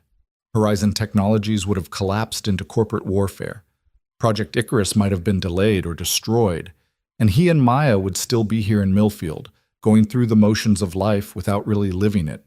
Instead, they'd found purpose, found family, found futures they hadn't imagined were possible. That evening, they had dinner at the farmhouse. Nothing fancy, just burgers on the grill and corn from Tom's garden. Robert had driven up separately and regaled them with stories about Camille as a child, much to her embarrassment and everyone else's delight. "She was always taking things apart," Robert said, gesturing with his beer. "Radios, toasters, my lawnmower engine one memorable afternoon. Her grandmother would find pieces scattered all over the garage." "I was learning," Camille protested. "You were terrorizing perfectly good appliances." But Robert's voice was full of love. "Even then, you couldn't accept that something worked without understanding how and why. That curiosity is what made you who you are." Maya was listening intently, and Ethan could see her relating to those childhood stories. She was so much like Camille, brilliant, curious, driven to understand the world at a fundamental level. Having Camille in her life was giving Maya a role model who'd walked a similar path and succeeded beyond measure. After dinner, Maya challenged Robert to their ongoing chess tournament, while Ethan and Camille took a walk around the property. The sun was setting, painting the sky in shades of orange and pink that reminded Ethan of the fire from that first night. I've been thinking about something, Camille said as they walked. About the future. About where we're headed. Ethan felt a flutter of nervousness. Okay. This past 6 months have been incredible. Getting to know you and Maya, building this relationship, seeing what we could become together. But I'm very aware that we rushed into this because of extraordinary circumstances. You moved your entire life to San Francisco. Maya changed schools. You took a job at my company. She stopped walking and turned to face him. I need to know this is really what you want. Not what you fell into because you saved my life, but what you actively choose. You think I'm here out of obligation? I think gratitude and love can look similar from certain angles. I think you're a good man who might feel responsible for me because of how we met, and I need to know. Her voice wavered. I need to know if you love me, Ethan. Really love me. Not the idea of me, not the circumstances that brought us together, but me. Ethan took her hands, holding them gently. Camille, I love Sarah with everything I had. When she died, I thought that was it. One great love per lifetime, and I'd had mine. I wasn't looking for this, wasn't expecting it. But then you came into my life, and you were brilliant and fierce and vulnerable and strong. And somewhere along the way, I fell completely in love with you. He paused, making sure she heard every word. Not because you're rich or successful or beautiful, though you're all those things, but because of who you are when all of that is stripped away. The woman who works on cars with grease under her fingernails, who checks on Maya's homework even though she's not her mother, who cried when David spoke through the neural interface. That's who I love.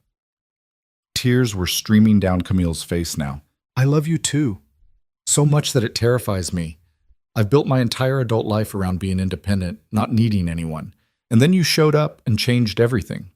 He kissed her then, soft and sweet, as the Oregon sunset painted the world in fire around them. And Ethan thought about how life worked in mysterious ways, how tragedy and fortune intertwined, how endings enabled beginnings, how sometimes you had to lose everything to find what you actually needed. When they returned to the house, Maya took one look at their faces and grinned knowingly. Finally. I was wondering how long it would take you two to figure it out. You're 12. You shouldn't be this perceptive, Ethan said. I'm 12 and I live with two people who've been making hard eyes at each other for months. It wasn't exactly subtle, but her smile was genuine, happy. So what does this mean? Are you guys officially together now? We're officially together, Camille confirmed. If that's okay with you. Maya pretended to consider this seriously. Well, you're letting me work in your labs. You're helping Dad with his career. You make him happy. She shrugged. Yeah, I guess you can date my dad. They all laughed, and the tension broke. Robert raised his beer in a toast. To second chances and new beginnings. To families we choose and futures we build. And to that night 6 months ago when everything changed. They clinked glasses, beer for the adults, root beer for Maya, and drank to the improbable journey that had brought them together. The weekend passed in a pleasant blur of farm life and family time. Ethan showed Camille his workshop, where she immediately started suggesting improvements and upgrades. They drove into Millfield proper, where the locals' reception was mixed but mostly warm. Sheriff Daniels pulled Ethan aside to say he was proud of how things had turned out, even if it meant losing a good mechanic. You're always welcome back, the sheriff said, but I think maybe you found where you belong now. Sunday afternoon, before they drove back to San Francisco, they visited Sarah's grave at the cemetery on the edge of town. Ethan hadn't been since they'd moved, and guilt twisted his stomach as they approached the simple headstone. Maya went first, kneeling to arrange the flowers they'd brought. Hi, Mom. I miss you. So much has happened since we were last here. Dad has a girlfriend now. Her name is Camille, and she's amazing. You'd really like her. And I'm studying neural interfaces and robotics and all this incredible stuff. I think I might want to be a scientist like Camille when I grow up. Her voice cracked. I hope you're proud of me. I hope you can see that Dad and I are okay, that we're more than okay. Ethan stepped forward after Maya moved back, and he laid his hand on the cool granite. Hey, Sarah. It's been a while. I'm sorry about that. He took a deep breath. I met someone. Her name is Camille, and I love her. It doesn't replace what we had. Nothing could. But it's something good, something real. And I think you'd want that for me. You always said life was for living, not hiding from. Tears blurred his vision. I'm trying to live again, Sarah. For me, for Maya, for the future. Thank you for showing me how. Thank you for everything. Camille hung back, giving them privacy, but when Ethan returned to her side, she slipped her hand into his. She was lucky to have you, Camille said softly. And you were lucky to have her. That kind of love doesn't end. It evolves, makes room for new love alongside the old. Thank you for understanding that. I understand because I feel the same way about my mother. She's been gone 24 years, but I still talk to her sometimes, still feel her influence in my decisions. Love doesn't have an expiration date. They drove back to San Francisco as the sun set behind them, leaving Oregon and the past in the rearview mirror. But Ethan didn't feel like he was leaving anything behind. More like he was carrying the past forward into a future that honored where he'd been while embracing where he was going. 2 months later, Horizon Technologies held its annual shareholder meeting, a massive event that attracted global media attention. Project Icarus had exceeded all projections, with over 10,000 units deployed worldwide and waiting lists stretching into next year. The company's stock had tripled in value. Partnerships with major medical institutions were revolutionizing treatment for neurological conditions. And Camille Joe stood on stage, not just as a CEO reporting quarterly earnings, but as a visionary whose dream had transformed into reality. This year has been extraordinary for Horizon Technologies, she told the assembled shareholders. But more importantly, it's been extraordinary for the thousands of people whose lives have been changed by Project Icarus. People who can walk again, speak again, create again. People who refuse to accept limitations and instead chose to expand possibilities. She paused, and her eyes found Ethan in the audience. I've learned something profound this year. Technology alone doesn't change the world. People do. Courage does. The willingness to act when action is required, to show compassion when it's needed, to stand up when standing up matters. 6 months ago, someone tried to kill me to stop this vision. They failed, not because of technology or wealth or power, but because of basic human decency. Because a mechanic from Oregon ran into a burning plane when any rational calculation said he shouldn't. That courage, that's what changes the world. The applause was thunderous, and Ethan felt his face burning with embarrassment as cameras swiveled toward him. But Camille wasn't done. I'm also pleased to announce a new initiative, the Richard Chen Memorial Fund for Aviation Safety. This fund will support research into preventing aircraft disasters, developing better safety technologies, and supporting the families of those lost in aviation accidents. Because every life matters. Every loss teaches us. And every tragedy should push us toward a safer, better future. More applause, this time tinged with emotion. Richard Chen's widow and children were in attendance, having accepted Camille's invitation to be honored. The healing wasn't complete, it never would be, but acknowledgement and purpose helped. After the shareholder meeting, there was a gala dinner for major investors and partners. Ethan found himself seated at the head table between Camille and a venture capitalist who wanted to discuss potential applications for neural interfaces in space exploration. It was surreal, being treated as someone whose opinion mattered in these circles, but he was adapting. You're surprisingly good at this, Camille murmured during a break between courses. Corporate dinners, investor relations, all of it. I'm pretending it's like talking to customers at the shop, just fancier customers with bigger budgets. She laughed. Whatever works. But Ethan, you should know, the board has been incredibly impressed with your division's performance. They're talking about expanding your role, giving you more resources, possibly making you a VP. He struggled to process it. 6 months ago, he'd been fixing transmissions in rural Oregon.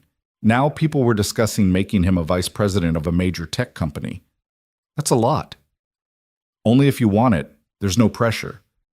You're already doing valuable work. I'll think about it. But even as he said it, Ethan knew he'd probably accept. Not for the title or the prestige, but because the work mattered. Because he was part of something larger than himself, something that improved people's lives in tangible ways. The evening wound down, and guests began departing. Maya had spent the dinner at a separate table with other executives' children, and had apparently charmed everyone with her knowledge of neural interface theory. Robert had held court with several board members, telling embarrassing stories about Camille's childhood that she would definitely make him pay for later. As they prepared to leave, Diana pulled Ethan aside. I wanted to thank you, she said, for saving Camille, obviously, but also for what you've done since. She's happier than I've ever seen her, more grounded. You've been good for her in ways that go beyond the relationship. She's been good for me too, for Maya, for our whole life. I know, that's why I wanted to say this. Diana hesitated, choosing her words carefully. If you ever hurt her, I will end you, professionally, personally, completely. Clear? Ethan nodded, understanding this was Diana being protective of someone she loved like family. Crystal clear. But Diana, I'm not going to hurt her. I've already lost one person I loved. I'm not stupid enough to sabotage something this good. Diana studied him for a moment, then nodded. Good. Then welcome to the family, Ethan Walker, officially and permanently. The drive home that night took them through San Francisco's glittering streets, past landmarks that were becoming familiar. The Golden Gate Bridge lit against the night sky, the Transamerica Pyramid marking downtown, the bay reflecting city lights like scattered diamonds. I've been thinking, Camille said as they drove, about the future, about what comes next for us. Ethan glanced at her, trying to read her expression in the dashboard lights. What kind of future are we talking about? The long-term kind. The kind where we stop dancing around what this is and acknowledge what we're building. She took a breath. I know it's soon. I know we've only been together for a few months. But Ethan, I'm 38 years old. I've dated plenty of people, had relationships that looked good on paper but felt empty. This is different. You're different. And I don't want to waste time pretending I don't know where this is headed. Where is it headed? I'm hoping towards something permanent, something committed. You, me, Maya, Robert, a real family, not just people who happen to share space.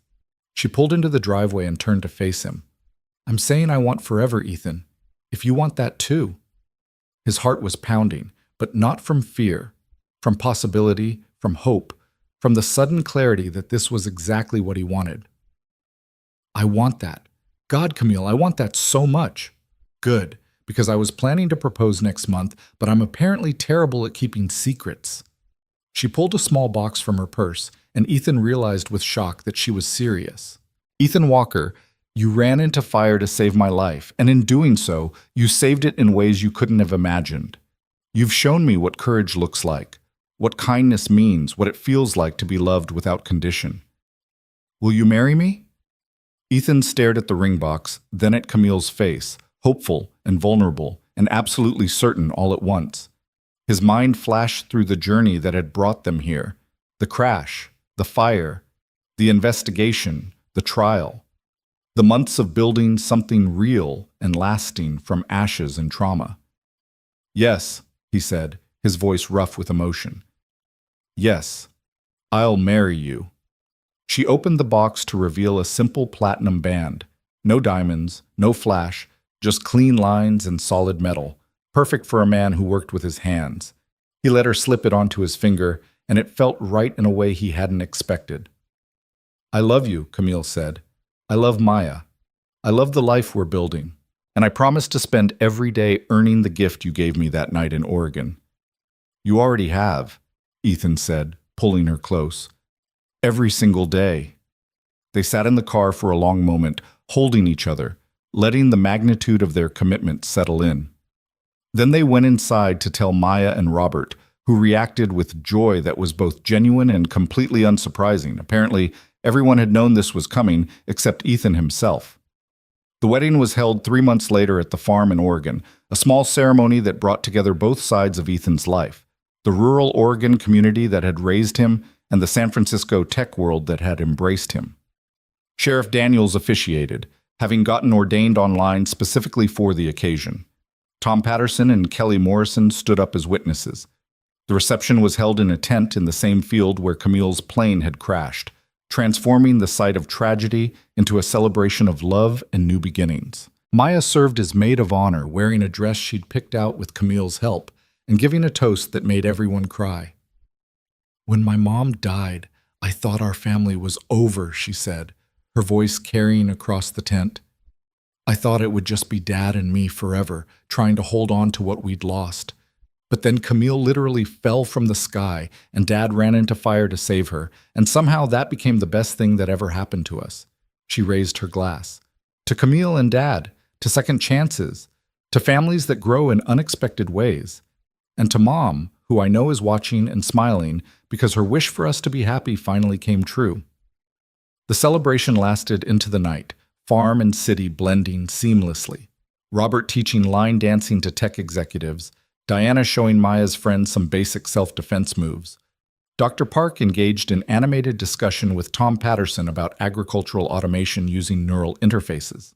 And in the middle of it all, Ethan danced with his new wife under strings of lights, marveling at the improbable path that had led them here.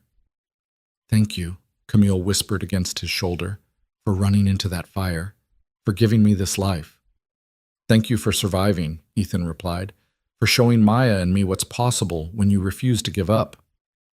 They swayed together as the night deepened around them, and Ethan thought about fate and choice, about how one moment of courage had cascaded into everything beautiful that followed. The crash could have ended in tragedy for Camille, for Horizon, for the thousands of people depending on Project Icarus. Instead, it became a beginning, a spark that ignited futures none of them could have predicted. Life worked that way sometimes. You make one decision, to help a stranger, to take a chance, to choose love over fear, and suddenly the whole world shifts. Paths appear where there were none before. Impossible becomes inevitable. As the celebration continued around them, as fireflies rose from the Oregon fields like tiny stars, as their family, biological and chosen, laughed and danced and embraced the joy of the moment, Ethan Walker understood something fundamental. Fate didn't give second chances. People did. And when you were brave enough to accept those chances, when you opened yourself to possibility despite risk, despite fear, despite all the rational reasons to play it safe, that's when miracles happened. That's when life rewarded courage with grace. That's when the sky fell, and from the ashes, phoenixes rose.